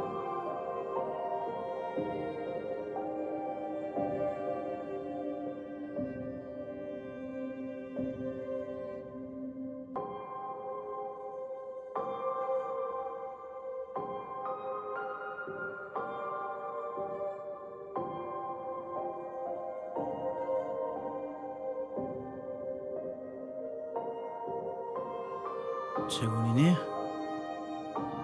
어떻게 알았어요? 발소리 때문인가요? 그래, 네 발소리는 아주 익숙하지. 밤잠을 설치던 그 수많은 날마다 네 발소리를 들었단다. 내가 빨리 잠들 수 있도록 럼주를 탄 우유를 이리 주거라. 착각하지 마. 그때 내가 손을 쓰지 않은 건 다루기 어려운 독이라 시간이 필요했던 것뿐이니까. 그래, 착각은 내가 하고 있었구나. 하지만 난 진심으로 네가 이 일이 모두 끝난 뒤에 너다운 너로 돌아갈 수 있기를 바란다. 나라고 안 돌아가고 싶겠어? 다 글렀어. 돌아갈 수가 없다고. 내 가족을, 내 모든 걸 망가뜨린 건 당신이잖아. 목숨으로 대가를 치르란 말이야. 당신의 그 가증스러운 얼굴 보는 것만으로도 역겹다고.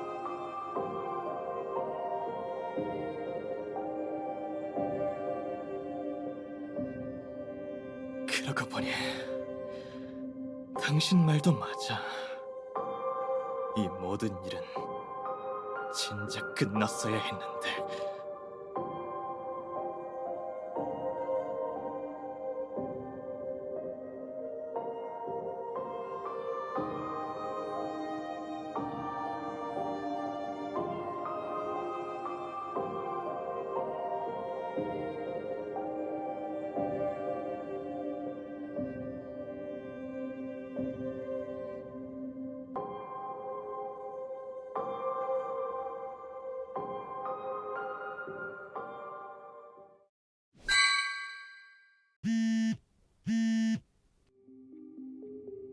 장현우의 비행기 탑승 기록을 찾았어요. 12일 오후 4시에 출발해서 오후 6시에 미림시에 도착했다가 13일 0시 비행기를 타고 돌아가서 새벽 2시에 도착했어요.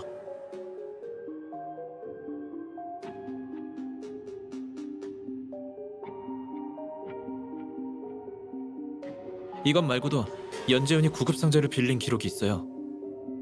13일 새벽 4시쯤에 호텔에서 상처 소독용 스프레이를 빌려갔대요. 범행 중에 넥타이를 조르면서 손에 상처를 입었을 거예요. 아무래도 교살인 목을 조르는 방식이다 보니 상대방이 발버둥을 칠 수밖에 없어요. 이 두 자료의 원본은 제가 이따가 바로 사무소에 보내둘게요.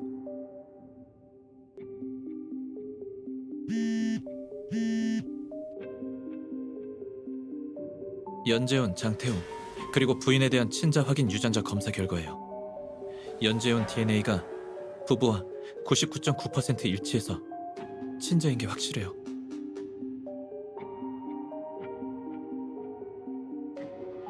재작년 12월 17일에 결과가 나왔는데 이날은 연재훈이 사직서를 낸 날이에요.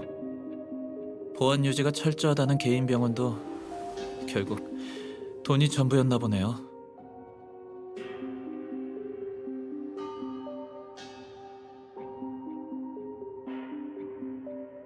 그러게요. 넥타이에 지문이나 분석할 수 있는 DNA가 남아있는 것도 아니고.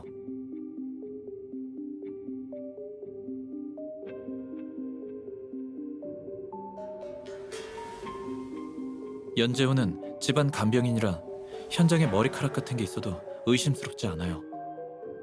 연재훈이 가져왔을 만한, 또 사건 당일 밤이어야만 있을 수 있는 물건이 뭐가 있을까요?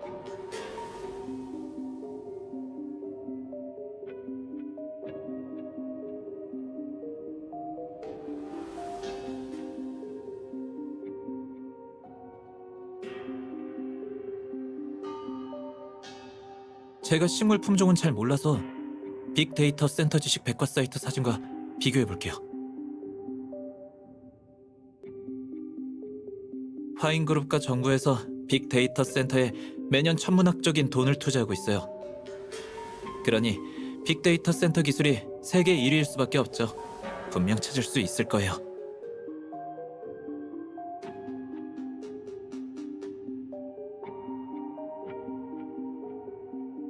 그림 퐁퐁 소국이 확실해요?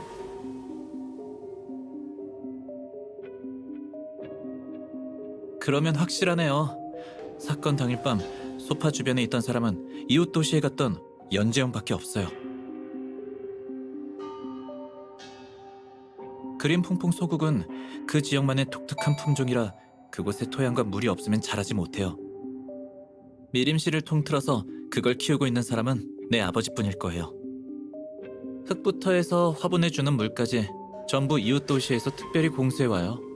키우는데 시간도 비용도 만만치 않게 들죠.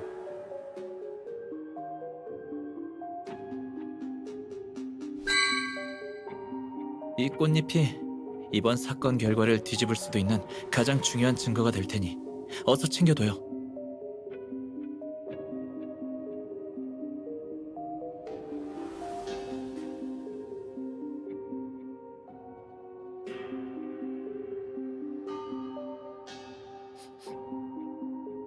무슨 냄새지?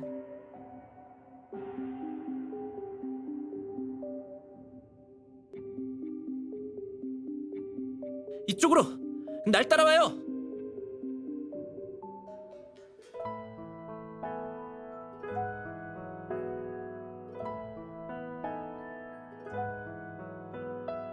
겁먹지 말고 창문으로 뛰어내려요. 내가 잡아줄게요.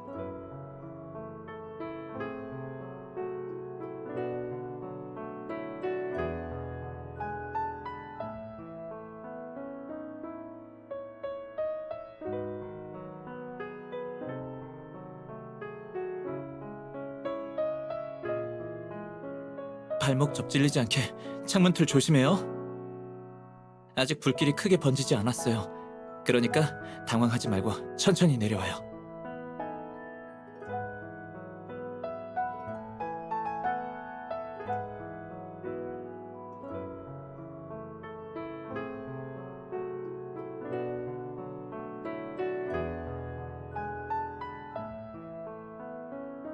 자, 됐어요. 이제 안전해요.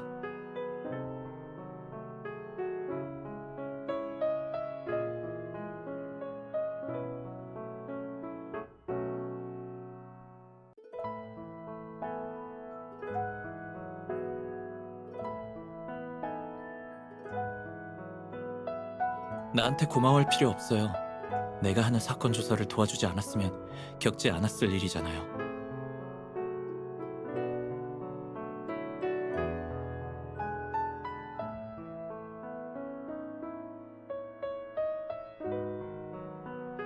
연재훈일 거예요. 우리가 사건에 대해 말하는 걸 듣고 자신이 한 일이 탄로날까봐 우릴 죽여서 입을 막으려 했던 게 분명해요. 우릴 다치게 하진 못했지만 최소한 수사 시간을 끄는 데에는 성공한 셈이죠.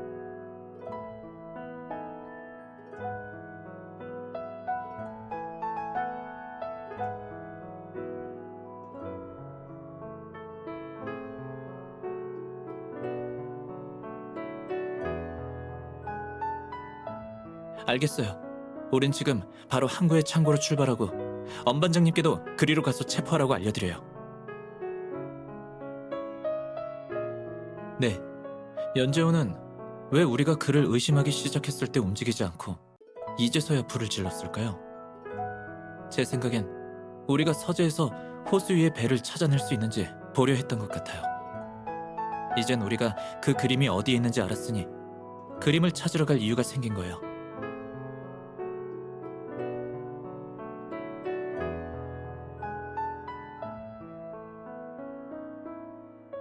나 아무래도 누나 신발이랑 뭐 있나 봐요. 가요.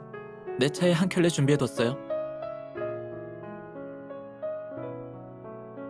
저번 사건 끝나고 제가 답례하겠다고 한 거 기억나요? 제가 딱히 잘하는 게 없어서 신발 하나 주문해봤어요. 이태리 장인이 한 땀 한 땀 만든 건데 오늘 딱 도착했네요. 일 마치고 나서 주려고 차에 뒀어요. 물론 저번처럼 구두 신고 일하는데 불편할까봐 갈아 신을 수 있게 준비한 것도 없잖아 있어요. 그런데 이게 이렇게 유용하게 쓸 줄 누가 알았겠어요. 우리 운명인가 봐요.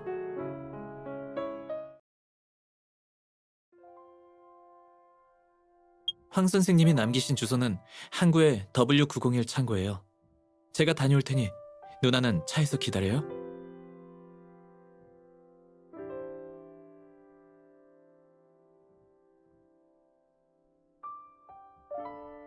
누나가 들어가 버리면 엄 반장님은 누가 안내해줘요?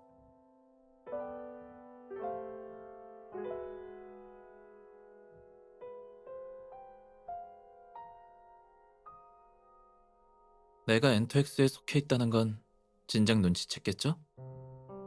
수사팀에서 내 코드명은 킹이에요. 이 수사팀의 총책임자죠. 내 지령을 거역하는 건 용납할 수 없어요.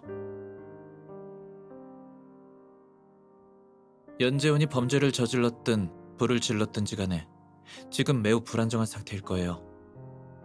난 누나를 무모한 일에 뛰어들게 할 수 없어요. 현장에서 사고가 발생해 내가 당신을 지켜주지 못할까봐 무서워요.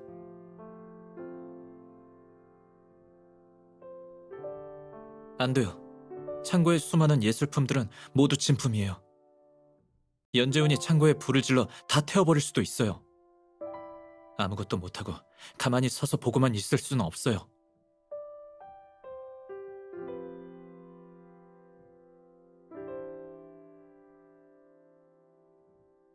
알았어요. 내 휴대폰에 누나를 긴급 연락처로 설정해뒀으니까 누르면 바로 연락이 갈 거예요. 내가 위험할 때 전화를 걸면 바로 작동시켜줘요.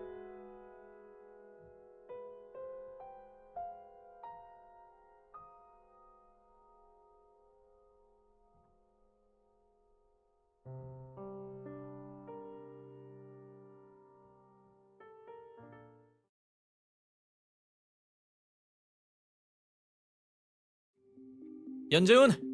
숨지 말고 나와! 여기 있는 거 다 아니까! 아니, 장현우라고 불러야 하나?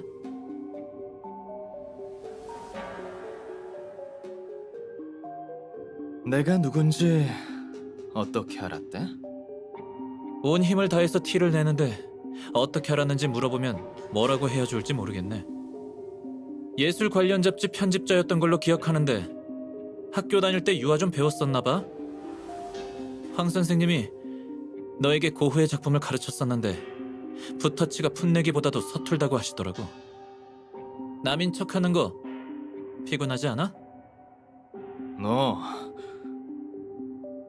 피곤해도 참아야지 어쩌겠어. 직업 학교를 졸업한 연재호는 유화를 배워본 적이 없거든. 황 선생님과 겨우 친해졌는데 어떻게 그따위 일로 허점을 들킬 수가 있지? 내 말이 틀려? 유신호, 누가 피렌체 미대 수석 아니랄까봐 보는 눈이 있어? 역시 날 알아보는구나. 넌 나랑 변호사님을 보자마자 황 선생님을 향한 증오심을 숨김없이 드러냈어. 그러고 난 뒤에 네가 계속 황 선생님과 얼마나 가까운 사이인지 말하는데 거짓말인 거 티 많이 나더라. 아참, 연재훈이 계속 이 도시에서 살고 있었던 건 아나 모르겠네? 그래봤자 외곽이지만 고향에 관해 어쩌네 변명을 한 순간 넌 네가 연재훈이 아니라는 걸 들킨 거야. 재훈이가 맞는지 아닌진 이제 중요하지 않아. 재훈이는 더 이상 이 세상에 없으니까. 오늘 아침에 내 불쌍한 동생은 고통 속에서 몸부림치며 마지막 숨을 거뒀어. 채원이 경찰서에 잡혀있지만 않았으면 그 자식 내가 당장 가서 죽였을 거야. 가증스러운 놈. 너랑 네 아빠가 연재훈에게 단 한 번이라도 진심이었던 적 있어?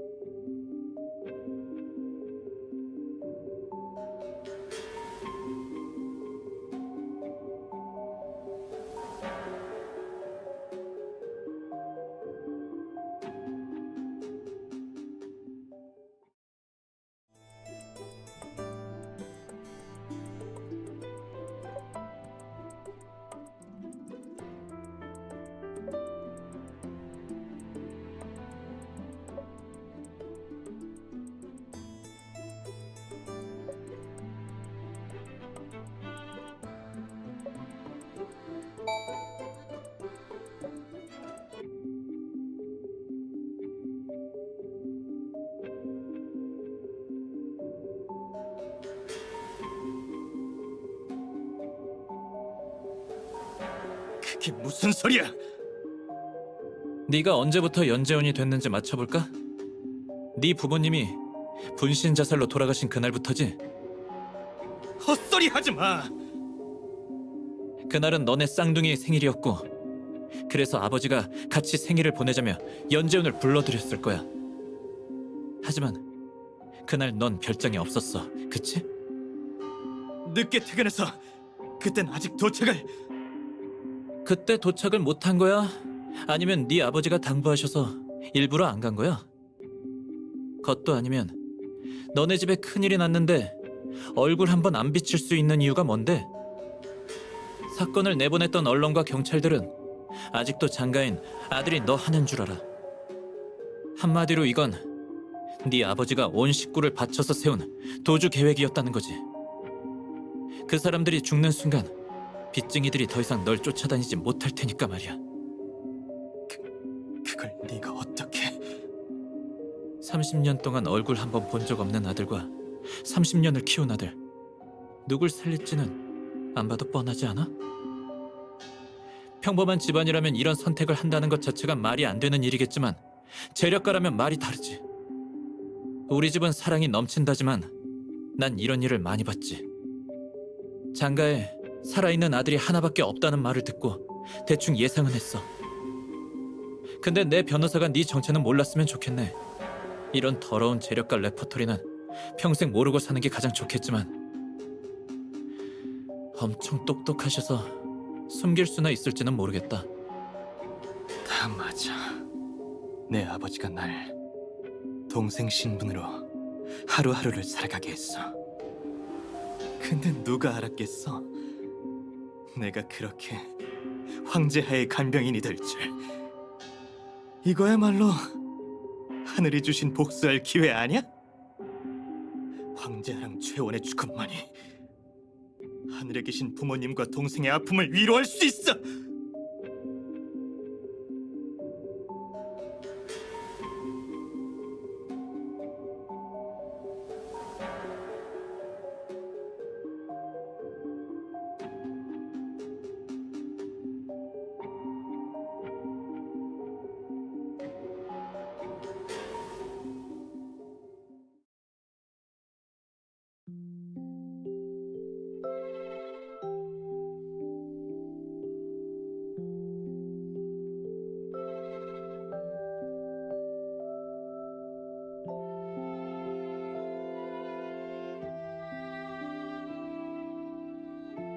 괜찮아요. 조금 긁힌 거라 조금 꿰매면 될 거예요. 누나가 소방 설비를 제때 작동시켜줘서 다행이에요. 물이 장현우의 시야를 가려서 칼에 한 번도 안 찔렸어요. 공부밖에 모르는 장현우라서 다행이었죠. 체격이 좋은 진짜 연재훈이었으면 이렇게 쉽게 잡긴 어려웠을 거예요. 연재훈이 불을 지르거나 예술품을 갖고 도망칠까봐 그랬어요. 나름 이유가 있었다고요. 그리고 다시 말하지만 난 어릴 때부터 호신술 배운 사람이에요. 이 금쪽 같은 두 손만 아니었다면 칼쯤은 진작에 빼앗았을 거란 말이죠. 당연하죠. 나 같은 부잣집 도련님들은 납치범들이 자주 노려서 스스로 보호할 줄 알아야 해요.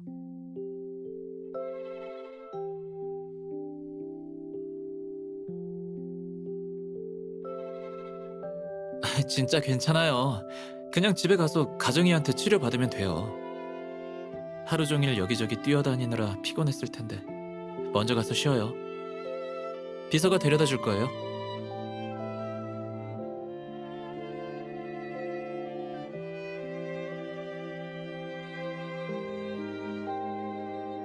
다음 주 목요일에 온종일 이사회가 열리는데 벌써부터 귀찮아 죽겠어요. 그러죠. 누나 소식 기다릴게요. 우리 변호사님이 꼭 이길 거예요.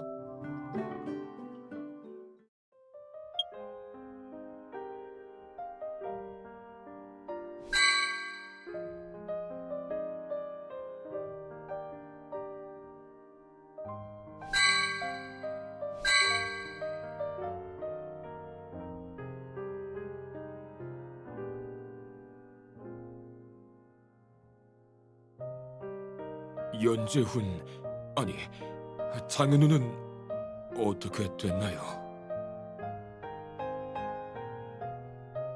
제가 잘못하지만 않았어도 장현우는 나쁜 길로 빠지지 않았을 거예요. 그럼 제아도 다 제 탓입니다.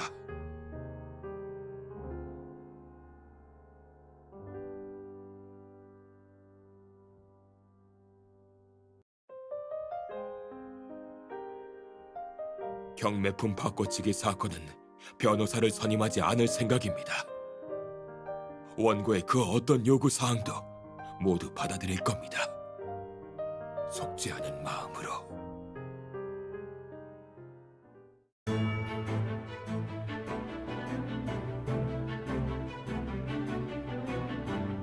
지금부터 피고인 최원의 동업자 황제하 자살방조 사건에 대한 재판을 시작하겠습니다. 검찰 측 사건에 대해 모두 진술해 주세요. 저희 검찰은 피고인 최원을 기소합니다. 작년 11월 12일 오후 8시경 피고인은 차를 몰고 피해자 황제하의 집에 갔습니다. 두 사람은 랜스터 경매사의 어려운 상황을 해결하기 위해 피해자의 뜻대로 피해자를 희생시켜 회사를 지키기로 합의했습니다. 피해자는 평소에 심각한 우울증을 앓고 있었고 피고인에게 자살을 도울 것을 부탁했습니다. 우울증에서 벗어나고 이를 통해 여론의 동정으로 회사의 경영난을 해결하려는 목적이었죠. 피고인은 피해자의 요구에 응했고 서재의 소파에서 자신의 넥타이로 피해자를 교살했습니다. 본 사건에 결정적인 증거가 있습니다. 관련 법률에 의거하여 피고인은 자살 방조에 대한 형사 책임을 져야 합니다. 피고 측 이해 있나요? 그날 밤 재하의 집에 갔었지만 제가 죽이지 않았습니다. 게다가 재하는 자살할 생각을 이미 접은 상태였습니다. 이 있습니다. 경찰이 피해자의 서랍에서 청산가리를 발견했습니다.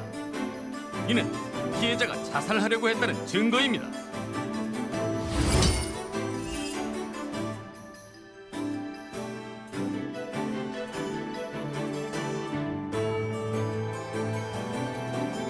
피고인이 범인이 아니라면 그의 넥타이가 어떻게 피해자를 살해한 흉기로 쓰일 수 있었을까요?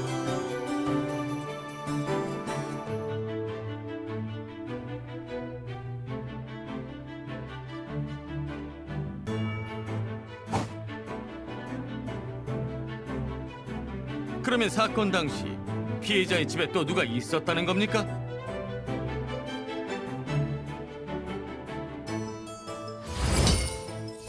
연재훈은 12일 오전 10시 30분 비행기로 미림시를 떠났다가 13일에 돌아와서 그는 사건 당일에 미림시에 없었습니다.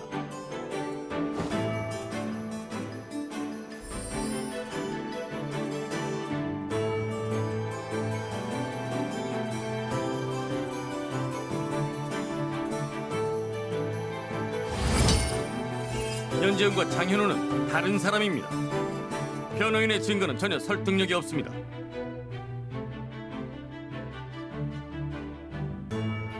두 사람은 성도 다를 뿐더러 성장 과정에서도 공통점이 없습니다. 대체 무슨 증거로 두 사람이 혈연 관계임을 증명할 겁니까?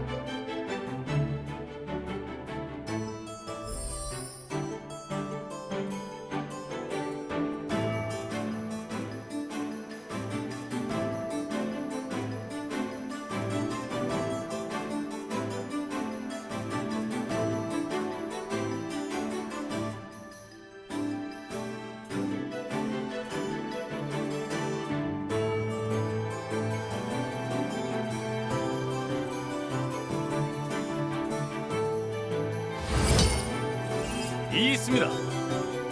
공항의 티켓 검사 과정에서 얼굴 인식을 해야 하는데 아무리 쌍둥이라고 해도 같은 사람으로 인식됐을 리가 없습니다.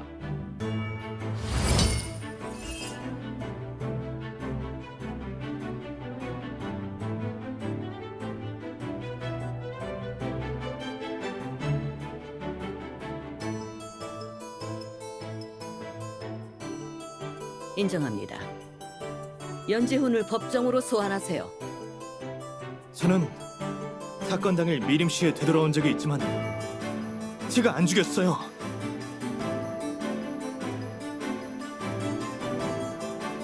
무슨 상처요? 전 다친 데 없어요.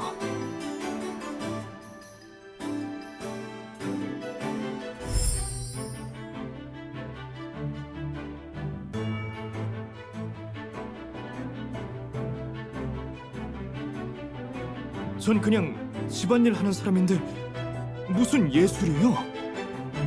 아, 생각났어요. 그때 손을 다친 게 아니라 국화를 보러 갔을 때 무릎을 다쳐서 스프레이를 빌렸었어요.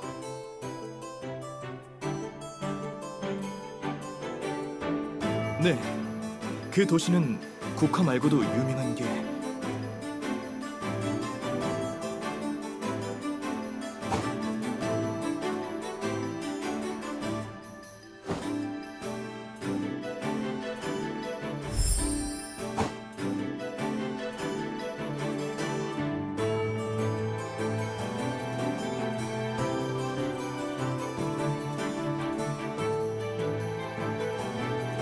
제가 그 사람을 죽일 이유가 없는데 왜 죽이겠어요?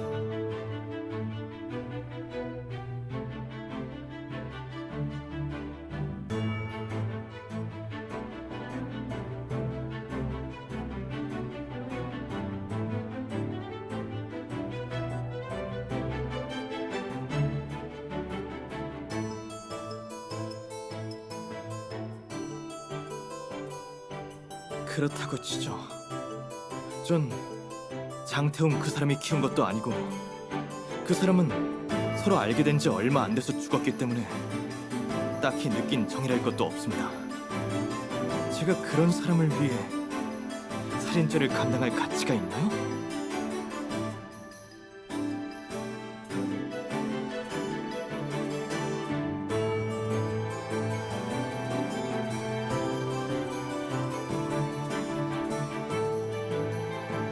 연재원 씨, 본 법정은 귀하의 신분 대조를 진행하도록 하겠습니다. 저는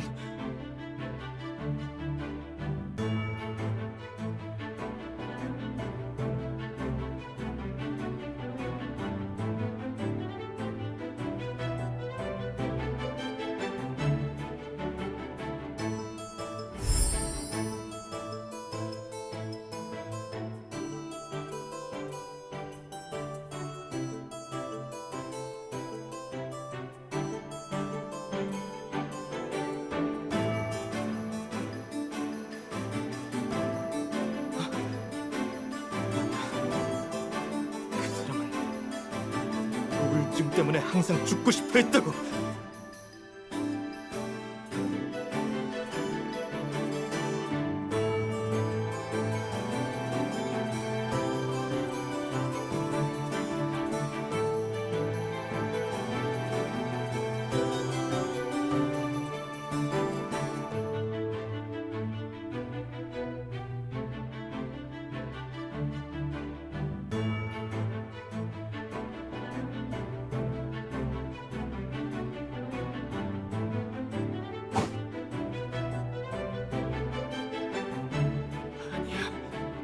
그럴 리가 없어! 채원이랑 황제하는 죽어도 싸! 다 죽여버릴 거야! 법정 변론을 통해 본 법정은 피고인에 대한 검찰의 기소가 증거 불충분으로 성립되지 않는다고 판단한다. 본 사건의 유력한 용의자가 새로 밝혀진 바 수사 당국에 넘겨 재수하도록 한다. 본 법정에서는 피고인 최원의 무죄를 선고한다. 본 사건의 재조사가 완료되면 따로 공판을 진행한다.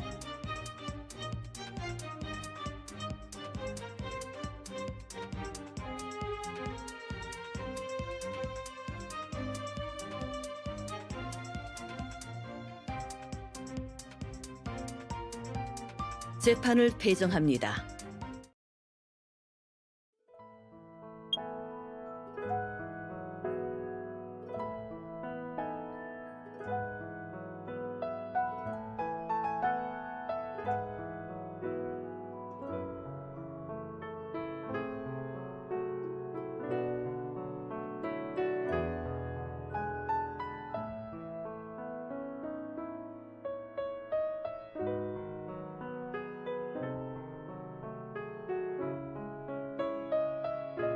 사실 황재하 씨가 계속 날 속이고 있다는 걸 알고 있었어요.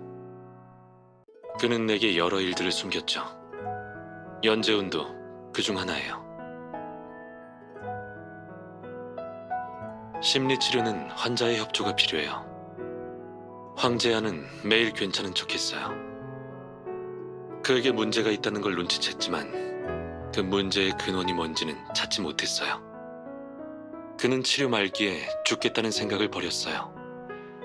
하지만 그건 해변의 모래성처럼 한없이 약한 결심이었을 뿐이었던 거죠.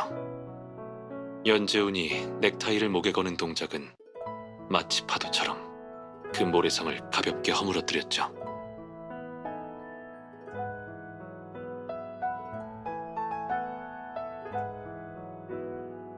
난 최선을 다해 모든 환자를 도울 거예요. 하지만 우린 환자 당사자가 아니에요. 그들의 심적 고통과 절망을 내일처럼 느낄 순 없죠. 그러니 우리가 행복하다고 여기는 걸 그들에게 강요하면 안 돼요. 때론 손을 놓고 떠나는 게 속죄일 수도 있어요.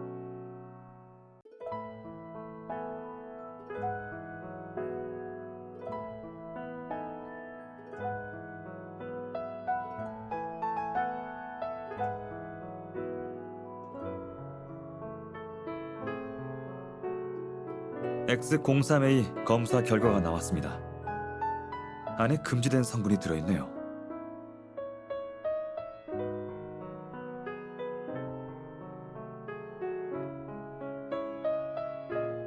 그리고 안 좋은 소식이 있어요. 헤이슨 대표 장태산이 암으로 입원 치료를 받게 됐다고 합니다. 조사를 서둘러야 합니다. 그렇지 않으면 이 단서마저 사라질 거예요. 심사숙고한 뒤에 내린 결정인가요?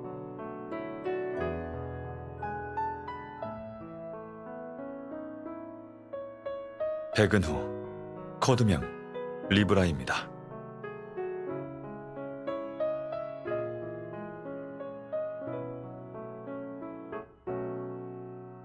네, 있으면 편하거든요.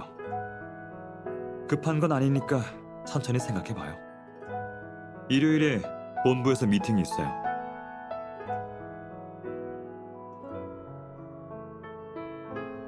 자신이 총책임자라고 하던가요?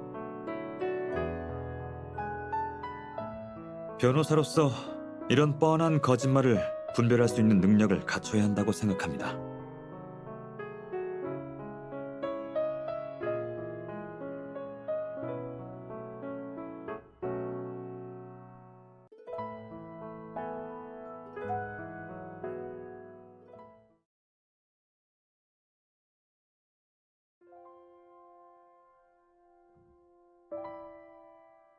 이런 금지 성분 하나 제대로 처리도 못하고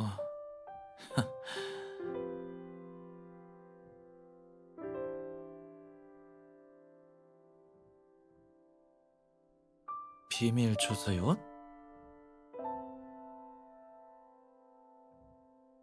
그래, 누굴 조사한다고 해도 화이는 떳떳해.